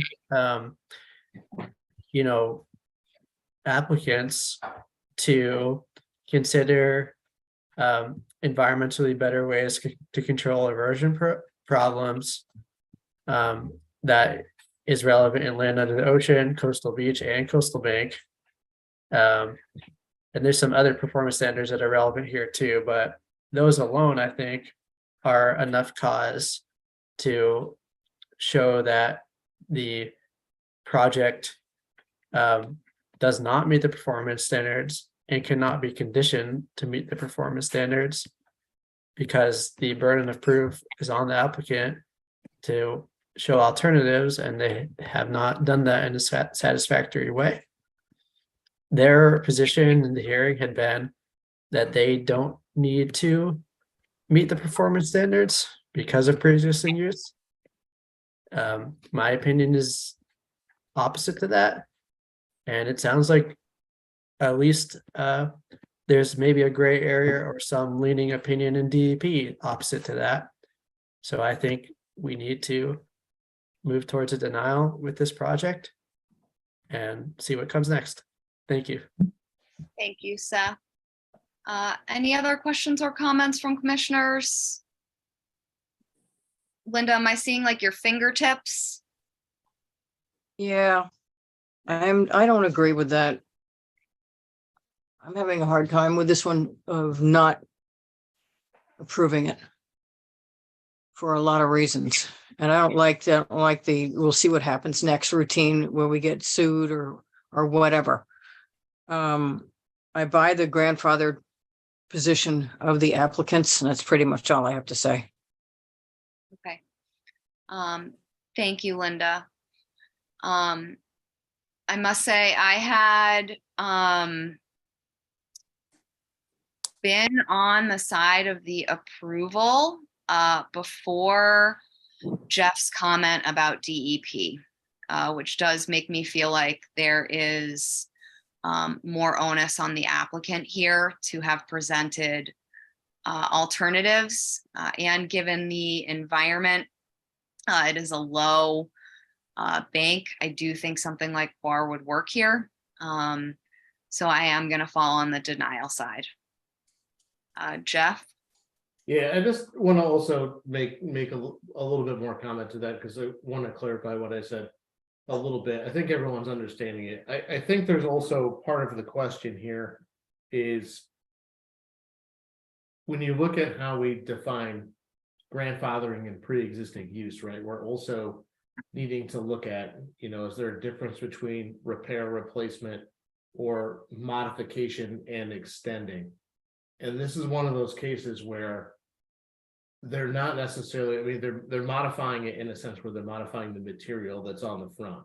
And they're not modifying the actual, like length and footprint of it realistically. I mean, right in front is, I know what's in front of, but typically when those are viewed at is those expansions. So I think it's going to be important if you go down that way too, to say that a wholesale replacement in front of a structure that's no longer a pre-78 structure. We can explain that a little bit different in the order if necessary. Is looking at it in that lens, because this is going to be a distinction going forward where, it's if it comes down to a complete alternatives analysis for what's there, for them to meet that burden. I think that's defining what that is going to be important to do. Thank you, Jeff. Seth? Thank you, Madam Chair, and thank you, Jeff. And I am sensitive to, the reasons to potentially use steel, because it's easier and easier to get in and probably cheaper, but it's for me does not meet the qualifications of being a repair. For me, it's a wholesale replacement and modification of the use, and I do think that is important. Thank you, Seth. RJ, do you have a clarification question? Just to Commissioner Golding's earlier point as well, why, if it's still functioning, disturb inside a resource area as well? I don't know if my internet's horrible too. I don't know if you already covered that. Thank you. Thank you. We didn't really have much further discussion on that, to Ian's point. All right. Any other questions or comments from commissioners? Jeff? Yeah, I just wanted to read this one more time because I think it's important. Is when we look at grandfathering pre-existing use under our regulations, and just to read through it, is allows the use and normal maintenance of any structure or alteration of land within wetland resource areas and their buffers existing at the time of enactment, and then it lists out the thing, or the wetlands, or the town of Nantucket Wetlands Protection Bylaw, effective date 1983, or subsequent revisions may be continued subject to the following. And this is where it gets a little interesting, right? Is existing structures, uses, and or alterations of land may not be extended and or modified unless such extension or modification is permitted by a finding of the commission that such alteration or modification shall have no adverse impact on the resource area and interest protected by the town of Nantucket Wetlands Protection Bylaw. And then there's a different provision about structures that were abandoned for a certain amount of time. So I think either way, right, is you're having to make a decision that one, they're modifying it and are going to have an adverse impact on the resource area. And I think this is where these get tricky, right? Is not to throw a monkey wrench in this whole thing, but if you convert to a different type of structure, is that conversion having a greater adverse impact than working with the existing structure? And would that modification cause an adverse impact, right? I know this is kind of splitting hairs, but I think this is where reviewing the alternatives that were presented to some degree and then thinking about the ability to convert it from what exists to something different, weighing out those adverse impacts as part of that necessary finding, I think is something that needs to get discussed. Thank you, Jeff. I know when I look at just the collective physical barriers that I guess are left in the buffer zone and system with the timber wall and then the steel wall in front of it, I do see that as a greater impact in many ways. But Seth, I saw your hand up. Yes, thank you, Madam Chair. And there's also the groin to have additional impact. A few things. First, again, it is the burden of proof of the applicant to prove no impact. I don't think that's been satisfied. There are several alternatives that were discussed that were sort of put off as infeasible, but they've certainly worked fine in other places with the same exact characteristics as this site.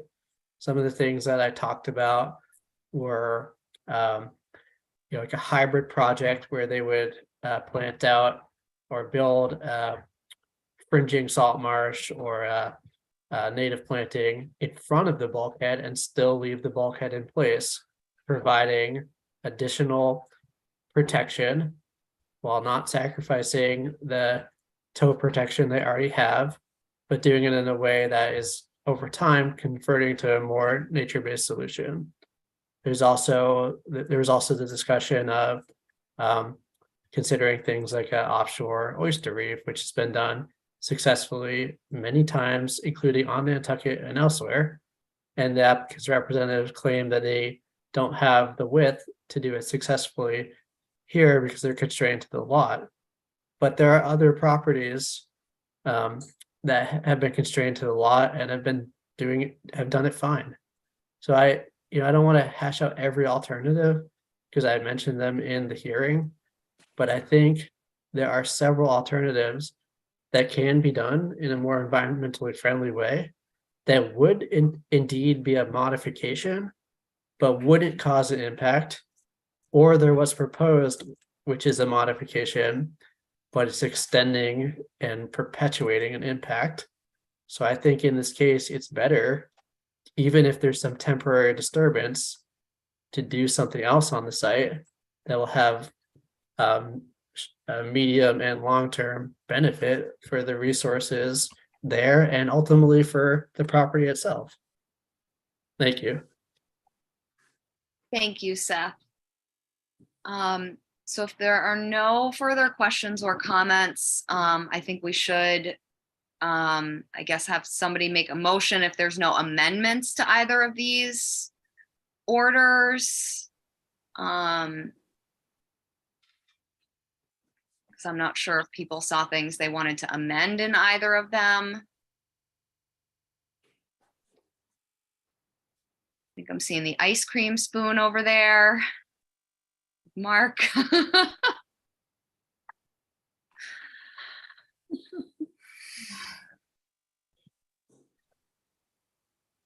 I guess if I may, I would like to add, Jeff, you're muted. Madam Chair, to what Seth has said, and without repeating myself, but in answer to what Joe was asking, which seemed very reasonable, that assuming that this bulkhead is there the way that it is in a decade, and the applicant chooses not to try any alternative means of ameliorating what they feel are the conditions that have made them come before us. They might at that point be sticking well out into the intertidal zone. We really don't know, but we do know that there is going to be sea level rise. And so I do think that that is something in this particular situation where the house is not entitled to statutory protection that we should consider. And I am considering both Seth's, what I think are very reasonable points, and my perspective, which I also think is something that is reasonable, and that we're entitled to take both the short-term view as well as the long-term view. Thank you, Madam Chair. Oh, well. No, I'm here. I turned my camera off because I can feel things getting glitchy again, and I'm hoping this maybe stops everything from crashing on me for a third time. Right. But thank you, Ian. Any other questions or comments? Jeff, I see your hand up, and then Seth, I see you. So on the negative order, I've made some changes based upon our discussion that I could walk through if people are interested in. That would be great, Jeff. In the discussion at the end, I won't read the whole thing, but starting from the commission finds that the given information, historical site conditions, and current site conditions, that no conditions can be set for the project as proposed that would adequately protect the wetland resources and wetland interests protected by the Massachusetts Wetland Protection Act and the Town of Nantucket Wetlands Protection Bylaw. The commission finds that the total replacement of the bulkhead is not considered regular maintenance, and that while the structure is a pre-existing use, that the conversion of the wooden bulkhead to a steel bulkhead is a modification that will cause an adverse impact to the resource area. In addition, the commission finds that there may be environmentally better ways to control erosion on the site, and that the applicant has failed to meet an adequate alternatives analysis to demonstrate the contrary. The commission finds that the applicant has not met the burden of proof required for the Nantucket Conservation Commission to grant a permit. I can share that too if people want to read it. Thank you, Jeff. Does anybody want to screen share? I do have the positive order available as well, if people would like to see that too. I don't know if we lost Seth or if it's my computer. No, there we are. It's all me, all on my end. Again, any questions or comments about the denial or the changes Jeff just read? No, I think I'm good. I was just reading to make sure each of the resource areas, the land under the ocean, coastal beach, and coastal bank, and the appropriate performance standards are called out, but I believe they have been. Thank you. Okay, thank you. Well, if there are no other kind of amendments, questions, comments, would anybody like to make a motion either way? Yeah, okay. I'll defer to the youthful division of the Conservation Commission. Okay, Go Seth, again. I would move to issue the negative order As amended. as amended. Thank you, Ian. is there a second? I second. Okay, so motion made by Seth, seconded by Ian. So by roll vote, Beal. I'm voting in favor of the denial. Okay. Engelborg, Aye. Garrisman, aye. Golding, Aye. Mizzarelli, Opposed? Klandowski. Aye. Was that an aye? Aye. Okay, Williams. Opposed. Okay, so that carries with Commissioner Mazzarelli and Williams opposed. Thank you, everybody, for working through that one. And Jeff for writing both a positive and a negative. I know it's extra for you. And that Good practice. that moves us on to Nantucket Islands Land Bank at 32 Western Avenue.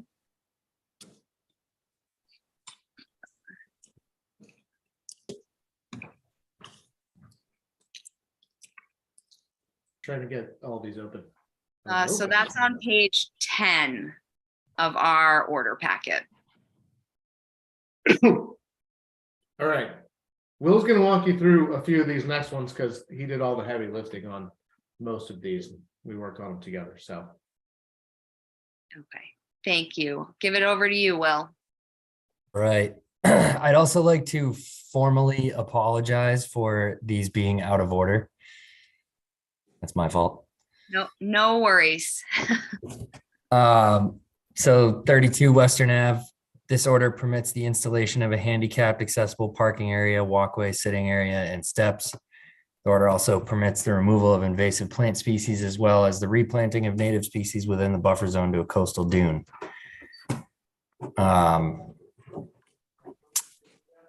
The waivers are required for this project. Proposed projects which are not water dependent shall maintain at least a 25-foot natural undisturbed area. What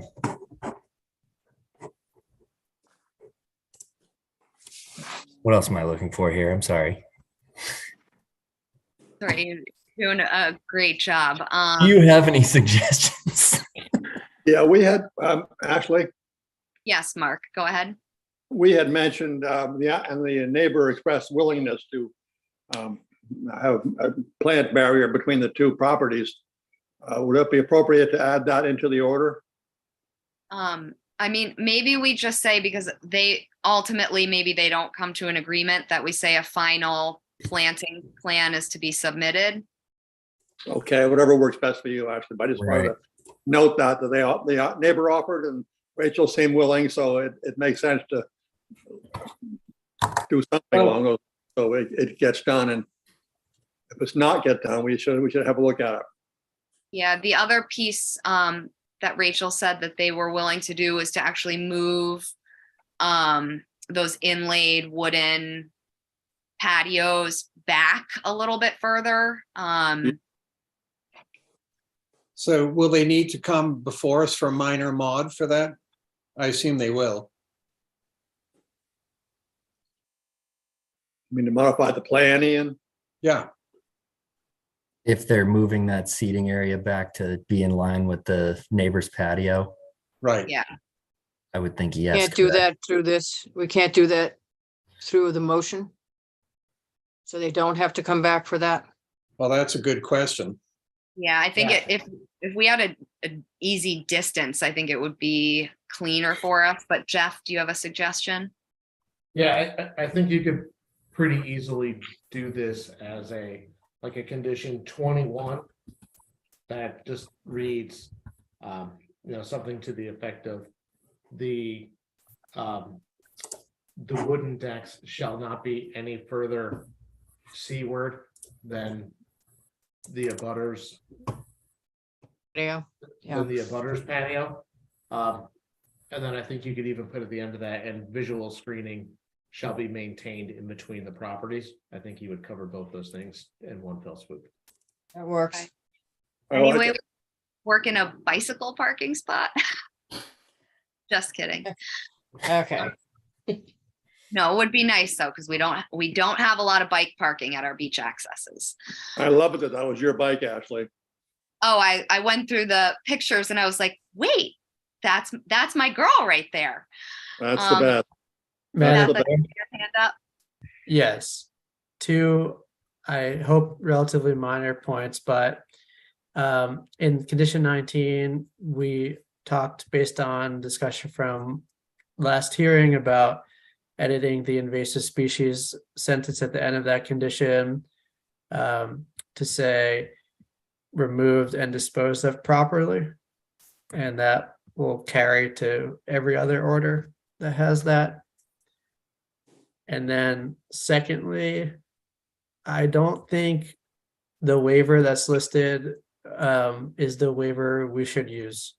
Although it technically is true that it will create a long-term net benefit, I think we should use the waiver specific to invasive species removal since it's more germane to the project itself.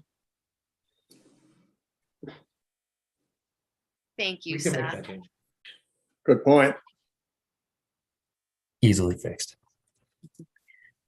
Any other questions, comments, amendments? I'll Looks move like, for, as amended. as amended. Thank you. Okay, so Mark made a motion. Is there a second? Second. Seconded by Mike. So by roll vote, Beal, Aye. Engelborg, Aye. Harrisman, I, Golding, Aye. Mizzarelli, Aye. Landowski, Aye. Williams. Aye. Right, that carries unanimously. And that moves us on to 42 and 44 ARB Way LLC at 9 Arbor Way. Which is page 6. So this is the 9 Arbor Way that was before us at the last meeting. Came back with the revised plans. This meeting permits the demolition of a portion of the existing dwelling, construction of an addition, and elevation of the structure above flood elevation with associated grading, landscaping, utilities. Waivers are required for this project. We have general conditions of the yearly report, including photographs demonstrating the condition and survivorship of the replanted area and the existing vegetated areas. Should we determine that additional plantings are necessary, they'll be authorized based on this discussion. Is there anything else we'd like to add to this one? I think we should probably specify that the plantings are all native, no cultivars. Oh, yeah. And possibly have our lighting condition in there. That is a good idea. And make the same change for condition 19 about the proper disposal. That was a copy and paste error on my part, Seth. It's all right. I'm with you 100% on that.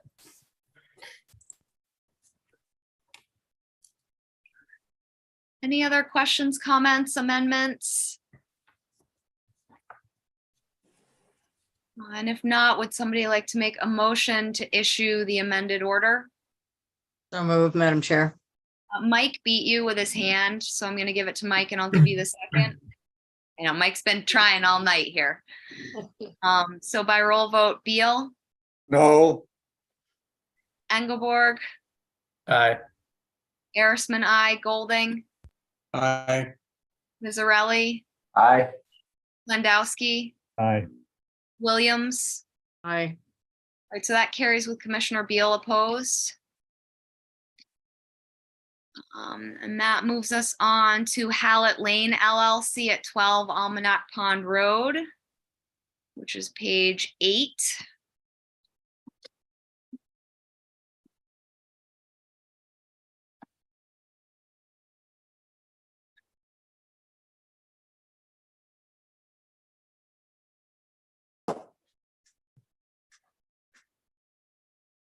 All right.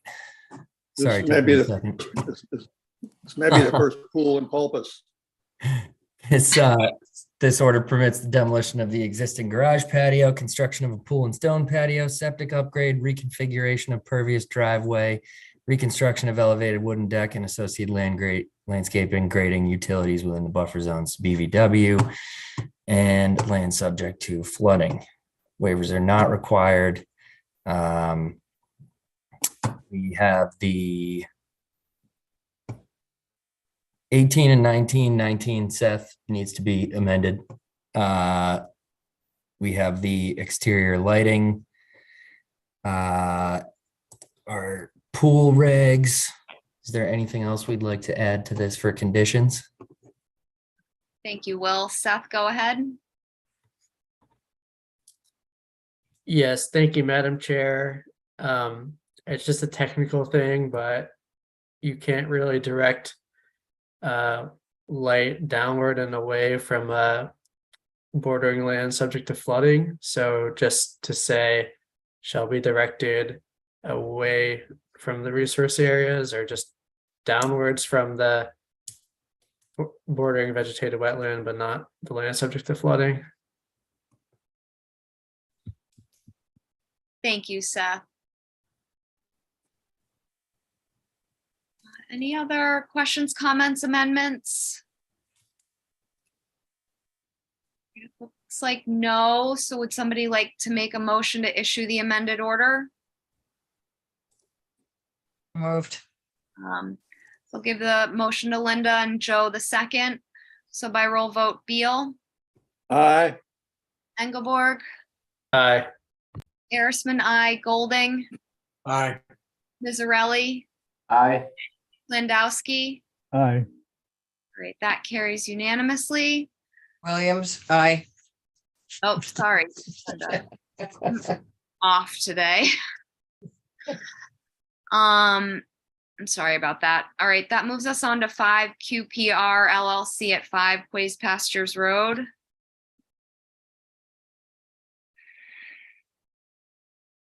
Page. I'm looking for it. All right, page 3. And Mike, are you recused on this one? Yes. I might still forget by the time we get to the vote, but I have it now.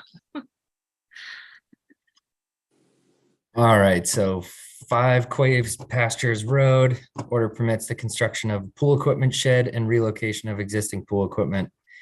We have, once again, I need to fix condition 19. And also we added in that the pool or pool equipment shall not be discharged to an area within the commission's jurisdiction. Are there any other suggested conditions for this one? Thank you, Will. Any questions, comments, amendments on 5 Quays Pastures Road?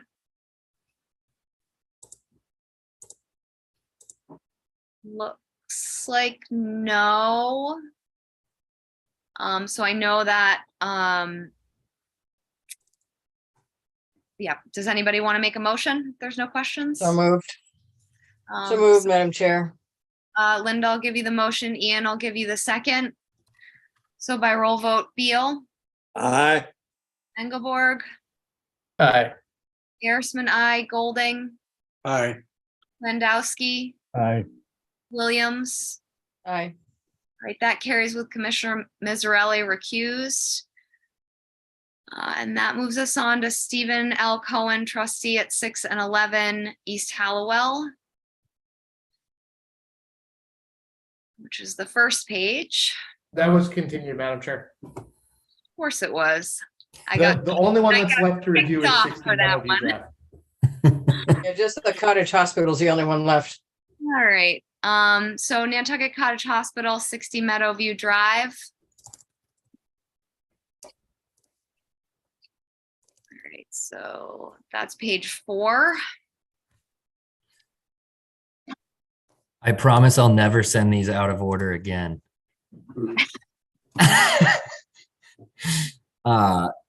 So this is the cottage hospital, construction of a secondary dwelling and fence. No waivers required.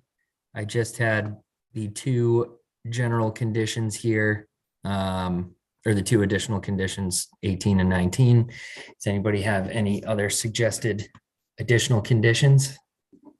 Do we actually have a file number? Because I don't Yeah. see the number listed. We do, but it's not listed on there, so. Oh, yeah, that just needs to be edited, but we did get the file number for that. Any questions, comments, amendments? Move for approval. Okay, so Mark made a motion for approval. Is there a second? Second, I think Ian got you. So by roll vote, Beal, Aye. Engelborg, Aye.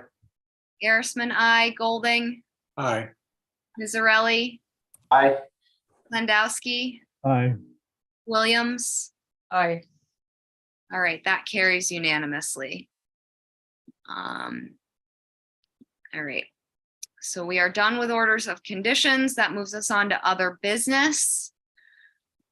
We have approval of minutes. The first is from October 6th.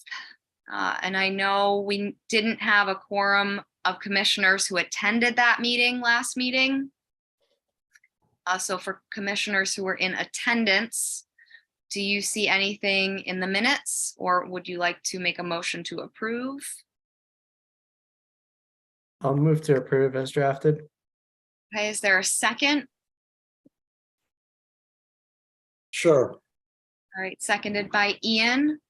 So by roll vote, Beal, I think I missed this meeting, didn't I? Did too. yep, so I'm gonna abstain because I missed the meeting.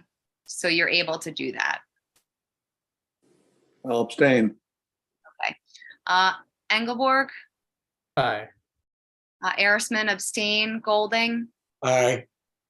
Mizzarelli, Aye, this was Ian's lickety-quick meeting. Klandowski, Made quite an impression on you, huh? Yeah. Abstain, I was not at the meeting. okay. And Williams, I have to abstain also. so that doesn't Yeah, that's not a quorum. and- make sense. That's not all. There had to be 4 people at the meeting. Let me I check beg your- something. I have my dates wrong. I was there. I vote aye. Okay.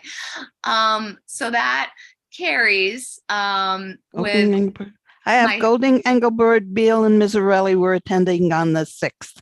yes, Yeah. and they are all ayes, and Arisman, Plandowski, and Williams are abstaining. Thank you for sorting that out. So now we have our minutes from October 27th. Thank you, Terry, for the minutes. Did anybody see anything that needs to be amended? And if not, would somebody like to make a motion to approve the minutes? Joe, are you making that motion? Yes. Is there a second? Second. Seconded by Seth, so by roll vote, Beal, I missed the back half, so I abstain. okay, Engelborg, Aye. Arisman, I, Golding, Aye. Mizzarelli, Abstain, I missed the meeting altogether. okay, Plandowski, Aye. Williams. Aye. All right, so that carries with Commissioners Beal and Mizzarelli abstaining. And again, thank you as always, Terry, for our minutes. So that moves us on to discussion of select board letter dated November 3rd, 2022, responding to the October 24th letter from the Conservation Commission regarding the geotubes and Baxter Road project. I think I felt it necessary to put this on as a discussion item. There's clearly some confusion in the back and forth between us and the select board, and I think having us discuss this publicly will hopefully clear up some of the confusion with those entities. I know I wanted Ben to speak briefly about open meeting law and his role, so I'd like to give it over to him as that was kind of a main issue in the select board letter coming back to us. Great, thanks, Ashley. Appreciate the invitation to address those 2 issues. As you said, the question of open meeting law and the executive session from a couple of weeks ago that yielded the October 24th letter, and then also just the role of special municipal counsel at this time for the Concom. Just by way of very, very hopefully brief background for anybody listening in who isn't as intimately familiar with the procedural history as everybody on this call, the commission issued an enforcement order on September 2nd, 2021 relating to the existing geotube array. That order was appealed by SBPF in Nantucket Superior Court. The commission, after requesting independent special municipal counsel for representation in that case, received permission to have that representation, and I was retained in that role on or about January 31st of 2022. There were hearings in front of Judge Gilday in June and July after extensive briefing on the matter and an administrative record that exceeded 5,000 pages and 18 volumes relating to all of the background and history and support for the enforcement order. And then on September 2nd, 2022, Judge Gilday affirmed the enforcement order, giving it the force and effect of a court order, validating what the commission had done. We received, as you indicated, Madam Chair, a letter on October 5th, and followed by a proposal for bringing Baxter Road Geotube project into compliance about a week later. In those documents, which were sent to the commission by SBPF and the town, the commission was requested to reopen the pending enforcement order, and quote, the town and SBPF now asked the commission to modify the enforcement order. And in addition, SBPF indicated that it, quote, understands that maintaining the project in compliance with the currently effective order is the right next step. So these were communications that, as best as I know, were not the product of a public process, but were sent to the commission and clearly relate to the court order that was the product of the Superior Court proceeding.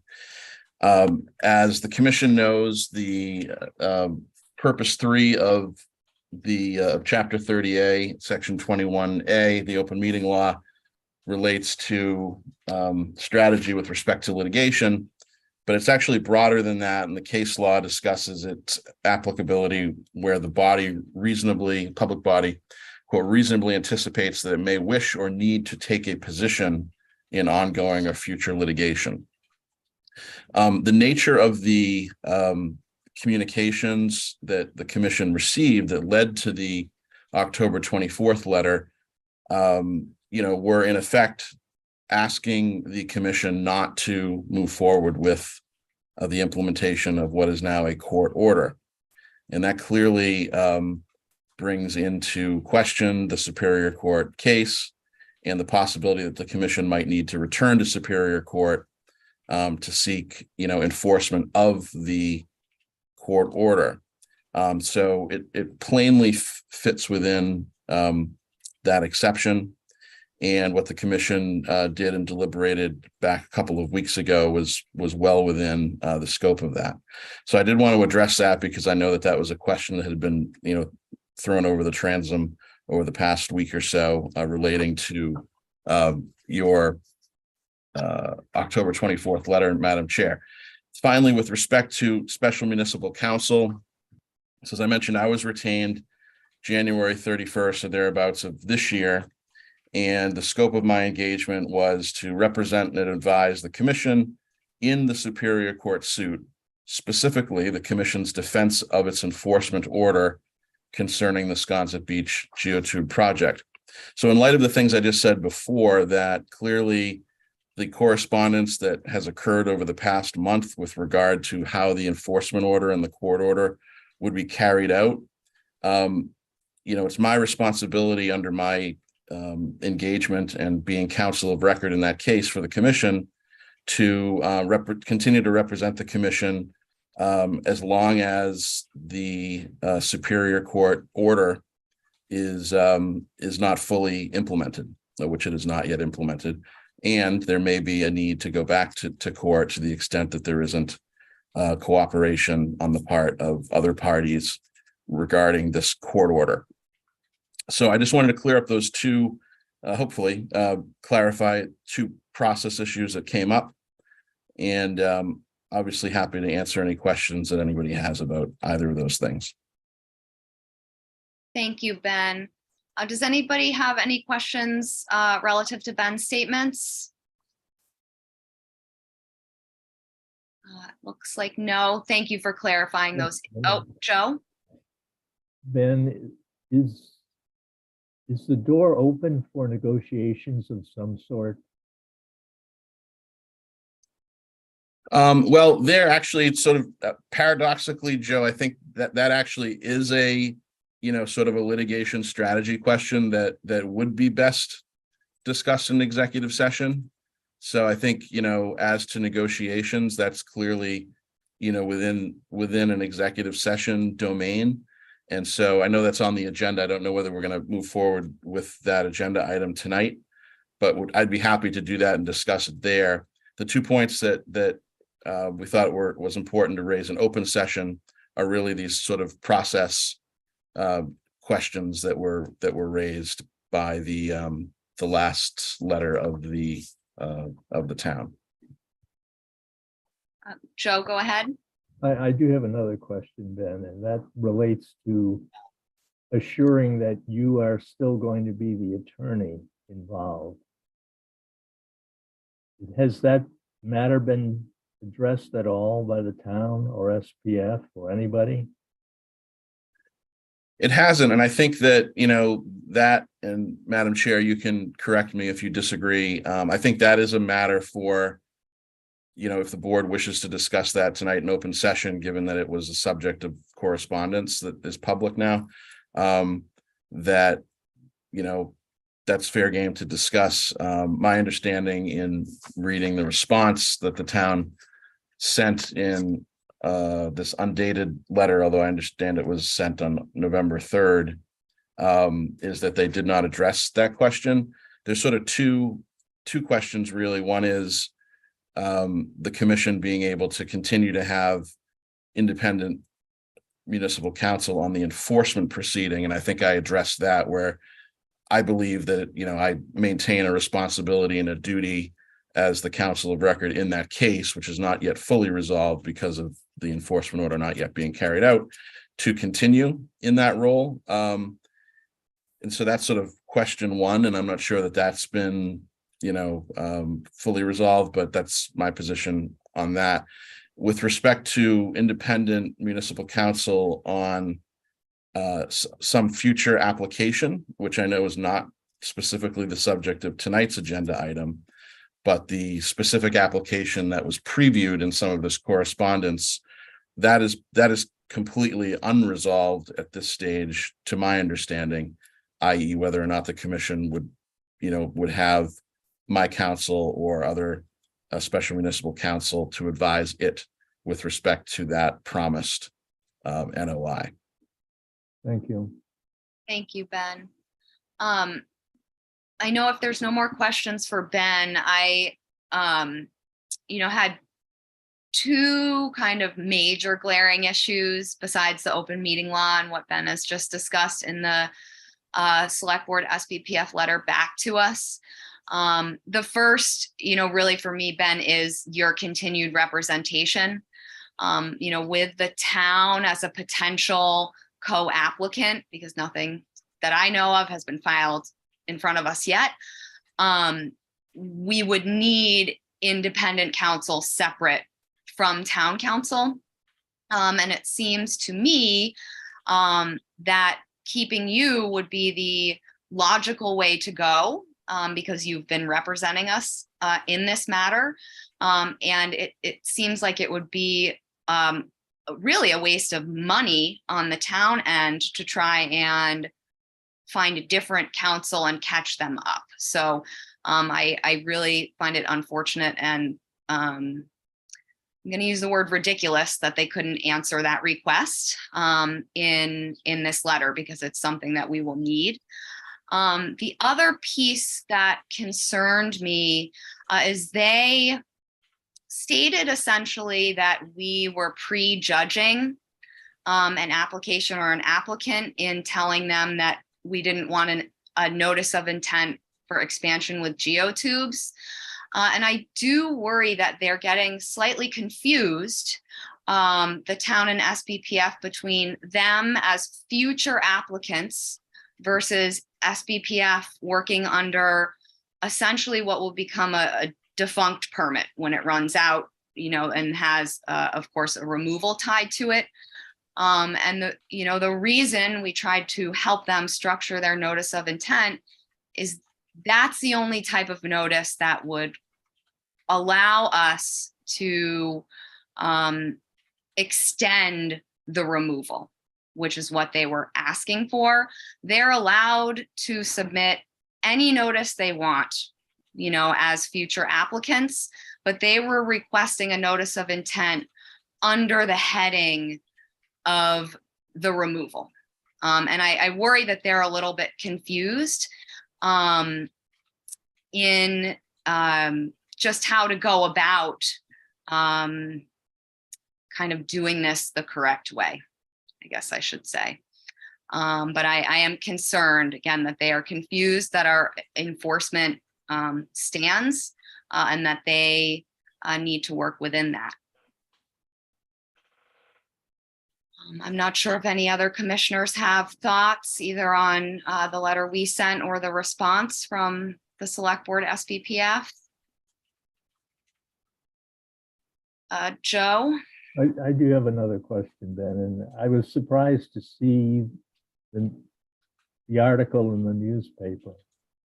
I thought that might have been approached a totally different way than putting it out in the paper.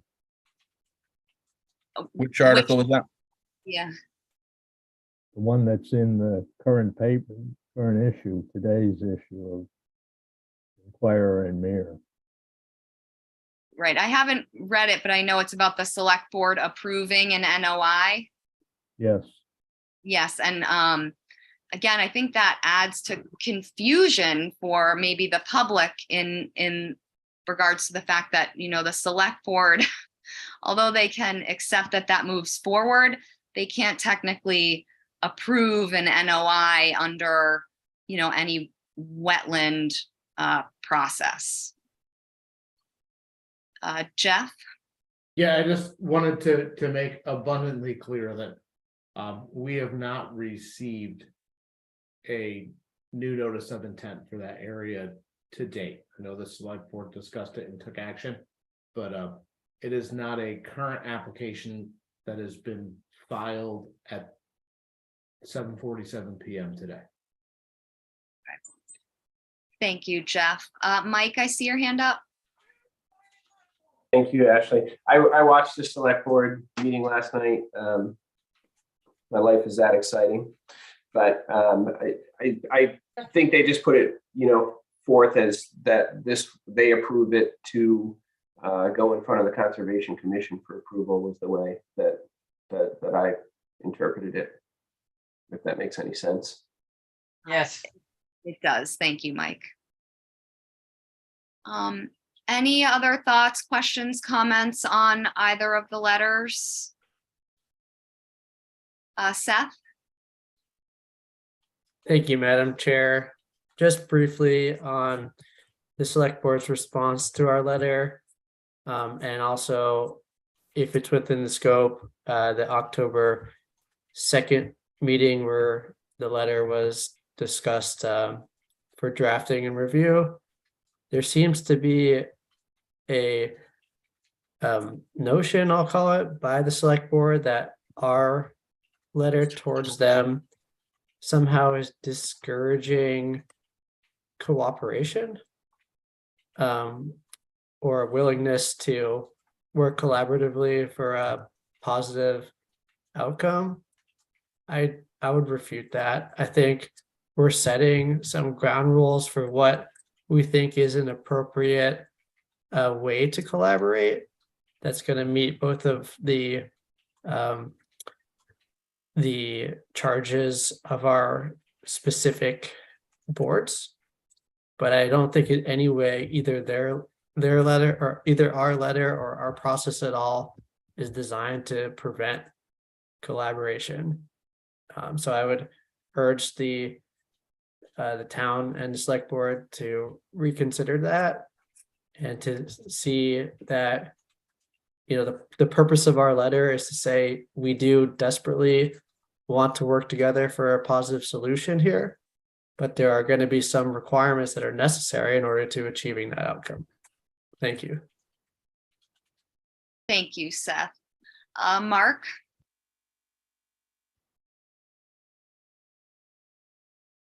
Yeah, thank you, Ashley. I'm finding it difficult for future thoughts that when we get an NOI from the town and SPPF, we will really need counsel on hand to advise us on that. It's going to be a big one for sure, and it's going to be controversial for sure. And we will hear it with an open mind for sure. But I think we need to remind the town of our letter saying that because the town's applying in a project that's going to be a major project, we feel we need counsel on hand. And so far, they have not answered that question. So I think I'd like to maybe advise Ashley to send a reminder email to Libby or to Jason Bridges, our chairman of the select board, to not forget us for the attorney question. Is there any merit in that from other commissioners? Ian, go ahead.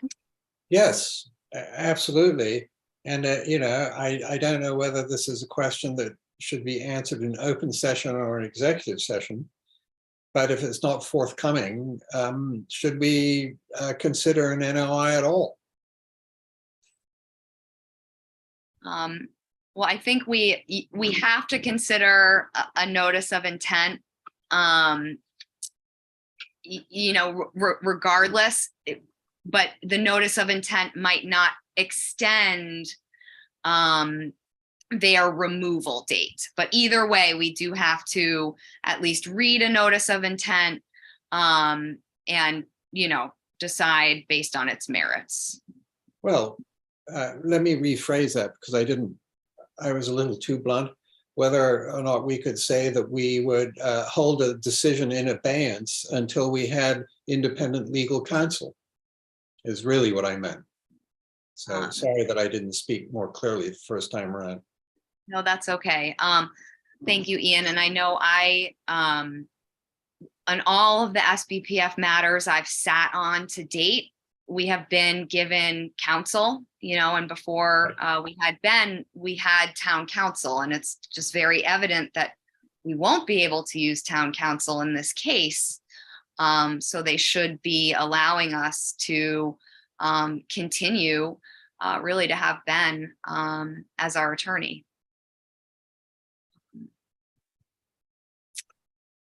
Any other questions, comments? I want to make sure I don't miss anybody's hands. Mike? Thank you, Madam Chair. I would just say, you know, to the letters and to the commission, back to the select board, and with the community in mind, there's lots of people in the community that thank the commission for being very conservation minded. There's obviously another set that thinks that we can be too environmentally extreme, and it's going to be a really difficult negotiation going forward. So I just hope, as we've stated tonight, we can keep an open mind and work together and try to come up with a solution. Thank you, Mike. I do want to restate, and I don't have the statistics in front of me, but the Conservation Commission works very well with applicants, and we approve, you know, a very, very high percentage of what comes in front of us. So, you know, we do work with applicants, and it's unfortunate that this one matter has allowed our town government and members of the public to paint us in a different light, because I do worry that the select board is painting us in a negative light when they should not be here. And I agree with Seth's earlier comment kind of regarding that. Seth? Yes, and the statistic is over 99%. There's only been a handful of notice of intents ever from the Nantucket Conservation Commission that have received negative orders and ended with a negative order. There's been some that received negative orders and then applicants came back for a different project that could be permitted, but there's really very few. And Jeff's been around a lot longer than I have, but I'm sure he'll back me up on that one. I would just say too, we do have a regulatory responsibility. We all, when we decided to serve on this commission, we did take an oath to, enforce our regulatory responsibility to attempt to permit any notice of intent that comes into place or that comes into us, or to condition it in a way so that it could be permitted. But there are cases where permits cannot be modified or can be conditioned in a way that is consistent with the regulatory protections that we uphold. And in those very, very slim cases, we have a responsibility to issue denials. But we do our absolute best to try every option and every alternative to permit projects before we get to that. Thank you, Seth. Any other kind of questions, comments from commissioners regarding this discussion item? Joe? From watching the select board meeting and reading the newspaper today, the impression I got out of all of that is on Monday, we'll have an NOI. Okay, well, again, we have to wait until that is actually submitted and goes through our regulatory process. But thank you. I also do want to circle back to Mark's point about maybe drafting another letter or email regarding Ben and staying on as special counsel. And I'm happy to put that in the works because it is an important topic if that's what the majority of the commission would like to happen. Do you want a motion to that effect, Ashley? I think a motion would be helpful in this case, just so it's out there. I'll make a motion to have our chairman send the chairman of the board of the select board a letter reminding them of our request for independent counsel for the upcoming SPPF and town application. Thank you, Mark. Is there a second? Seconded by Ian. So by roll vote, Beal, Aye. Engelborg, Aye. Arisman, aye. Golding, Aye. Mizzarelli, Aye. Landowski, Aye. Williams. Aye. All right, that carries unanimously. Thank you, everybody. And if there is no further kind of questions or comments, we'll move on in the agenda. Thank you, Ben. Thank you. Thank you, Ben. Thank you, Ben. Hope to see you soon. All right, so that moves us on to discussion of regulatory update. We do have, I believe it's next Thursday, as an in-person meeting for that. Yes, that was just a reminder on the agenda that is scheduled for next week. We'll be back in the same place as we were last time in that lovely trailer space. And we're endeavoring to get out all of those draft revisions to everyone in advance for that discussion. Thank you, Jeff. Mike, I see your hand up. Yes, thank you, Ashley. Is that just a continuation of the discussion, or is that moving to public hearing status yet? No, I think the hopes of this one is to get it to the point where we think the draft is ready for council review. And then once we send it off to them, we'll schedule the hearing and we have an estimated return date, so we know it doesn't have to go up and get further revision. Okay. And I apologize, but what was the date for that meeting again? It's next Thursday, 17th. November the 17th. 5 p.m.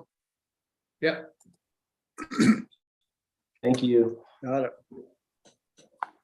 All right, so the next item is the harbor plan representative vote. Do you want me to walk through this at all a little bit, or? Maybe you should, because not everybody was here last time, but we just need to vote in a representative. Correct. So for those who don't remember, the municipal harbor plan is a document that is a state approved document that guides public policy related to activities in and around our harbor areas. These plans are good for 10 years, and we're currently in a cycle to update our last updated version. We got those slowed down by COVID because the last version was actually approved in 2009. So we are currently in extension from the state on the current plan. But the harbor plan committee is constituted of a few local regulatory boards. The land bank has a seat in this round, a few at-large seats, but they'll work primarily with our department and our contractor Urban Harbors, who have done the last two plans for us, to get that plan updated. And then it traditionally goes into implementation committee, which is a separate committee and applied for separately. So it looks like it's going to be about a 12 to 16 month kind of commitment. And we're estimating right now, it looks like we'll probably be starting off with monthly meetings, and there'll be a little bit of a lull in the middle while Urban Harbors is working on the bulk of the plan. And then it will be back at it to make fine tuning and revisions, but that's kind of the time frame. But the commission has a representative on that board, or that committee, sorry. Thank you, Jeff. And the other piece, Seth was appointed to be the NP and EDC representative on that. Is that a committee? Not entirely sure. So yes, it's a committee. Yes, committee. So he is not an option. Does anybody have any questions about this committee? Or is anybody interested? I said before I was interested only because I was on the original committee of the harbor plan, then drafted the plan. I was not on the implementation group. Okay. I too would be interested. I'm a harbor front owner, property owner in Pulpus. I'd be very interested in being on that committee too. Okay.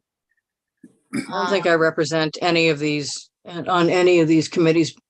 I believe Mark is on CPC. Ian's doing a good job on that. Seth's doing his good job over there. I'd like to be on the harbor plan. Okay. I mean, I don't have time to be on anything extra, so I know that about myself.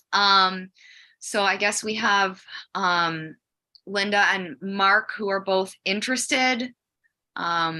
I don't know if anybody has any questions for them, or if somebody would like to make a motion either way that we can vote on. Seth? Thank you, Madam Chair. I guess this is to Jeff more than anybody, but do we have to appoint the representative today? I think Linda would be great, and I'm sure Mark would be great too. And I don't really want to make a motion for either, but I look forward to working with either of you. So kind of where I'm at. I'll just say administratively, it'd be really great to get a representative, because I know we're the select board still has to complete their at-large process, but I know we're hoping to get that first meeting underway of that group in late November to early December. So our next meeting is until December 1st. So it really would be great to make a decision.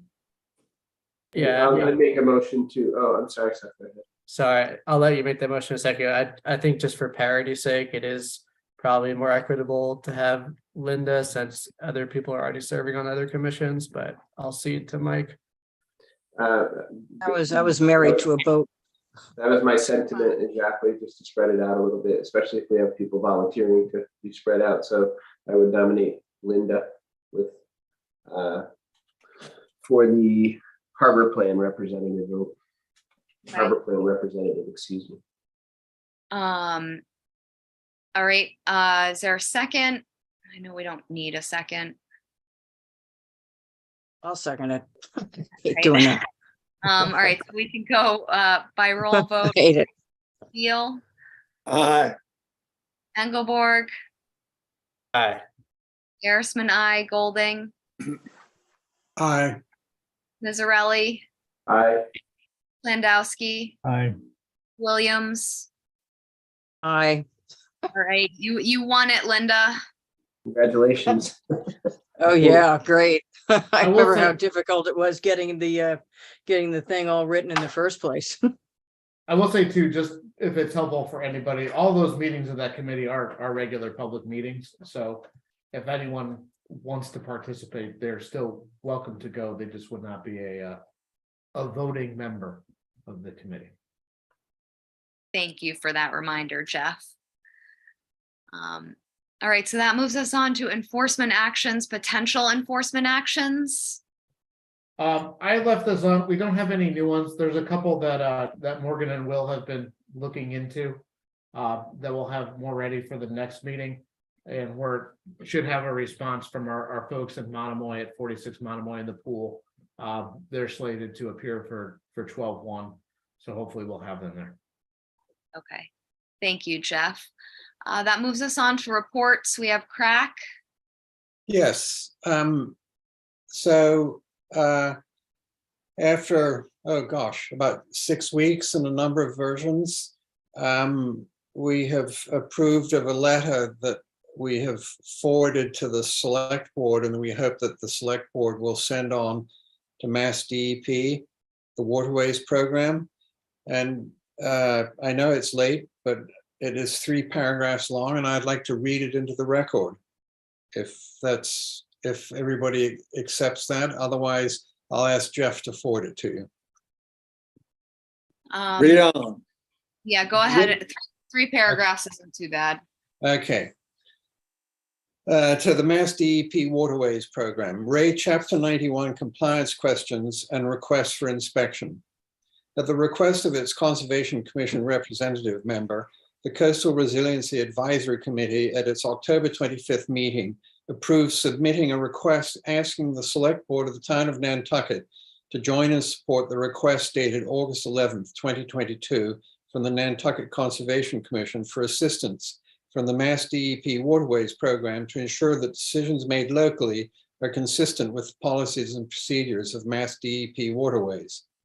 The Select Board charged the Coastal Resiliency Advisory Committee with reviewing pertinent existing regulations to include coastal resiliency accommodations, identify any disconnects between regulations and practice and/or conflicts, and recommend ways to achieve alignment, reviewing proposed pertinent regulations for coastal resiliency purposes. The Coastal Resiliency Advisory Committee delivered a Coastal Resilience Plan, CRP, to the Select Board, which adopted it on January 12, 2022.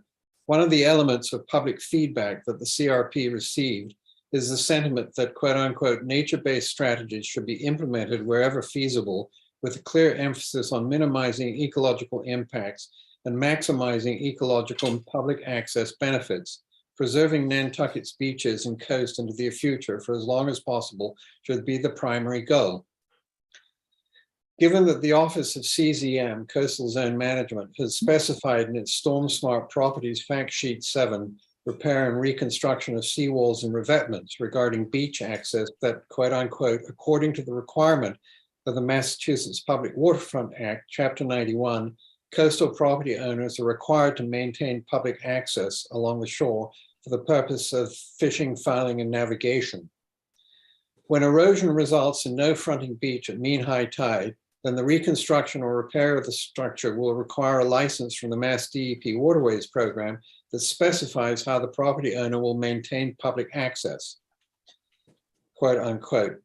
Therefore, we ask that Mass DEP require property owners on Nantucket in the future to be in compliance with their existing 91 license requirements in advance before appearing before the Nantucket Conservation Commission for a notice of intent to effect said reconstruction. Thank you for your consideration. And signed Mary Longacre, the chair of the CRAC, and hopefully signed by Jason Bridges on behalf of the select board. Thank you, Ian. And I'll ask Jeff to forward that to everyone.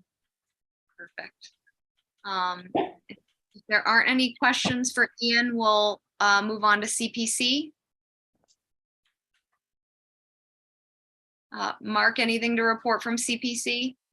Yes, we met recently and we recommended to we approved the warrant for the town meeting with our $1.7 million in grants for various nonprofit organizations. All good, worthy ones. You'll see them at town meeting. Perfect. Thank you, Mark. NP and EDC? Nothing to report. Okay. So that moves us on to commissioners' comments. I want to start, I apologize for all my technical issues tonight. Hopefully I'll figure this out, but thanks for sticking with me, guys. Linda? Again, as my usual, wonderfully led meeting as usual by the chair. Thank you, Linda. Battling through adversity tonight. Right. Ian was there for you when you went on. I'm glad. Well, then of course I was perpetually paranoid I was going to drop again, which isn't a great feeling. But any other commissioners' comments? We do have an executive session listed. Is this something that commissioners are thinking they want to ask Ben questions in or discuss anything? I would be in favor of letting Ben go home, but yeah, I'm fine with that. I'm seeing a thumbs up from Mark. Yeah, I would like us to, I would like the letter to go out as expeditiously as possible and see, and if we, so that if we don't get a reply that's satisfactory, then we can have an executive session, I guess is my thinking. Yeah, so I think hopefully something could be sent out on Monday. Great. Because I think it's pretty straightforward about council. So, right. All right. So I think commissioners' kind of comments are that we won't enter into executive session, but thank you, Ben, for being on with us tonight. And that'll move us on to administrator staff reports. I don't really have a lot to add. I think we can all go hopefully start a long holiday weekend for everybody. Yes. Oh, yeah. Some of us have to work tomorrow. We I'm just not one of those people, so I will not be able to.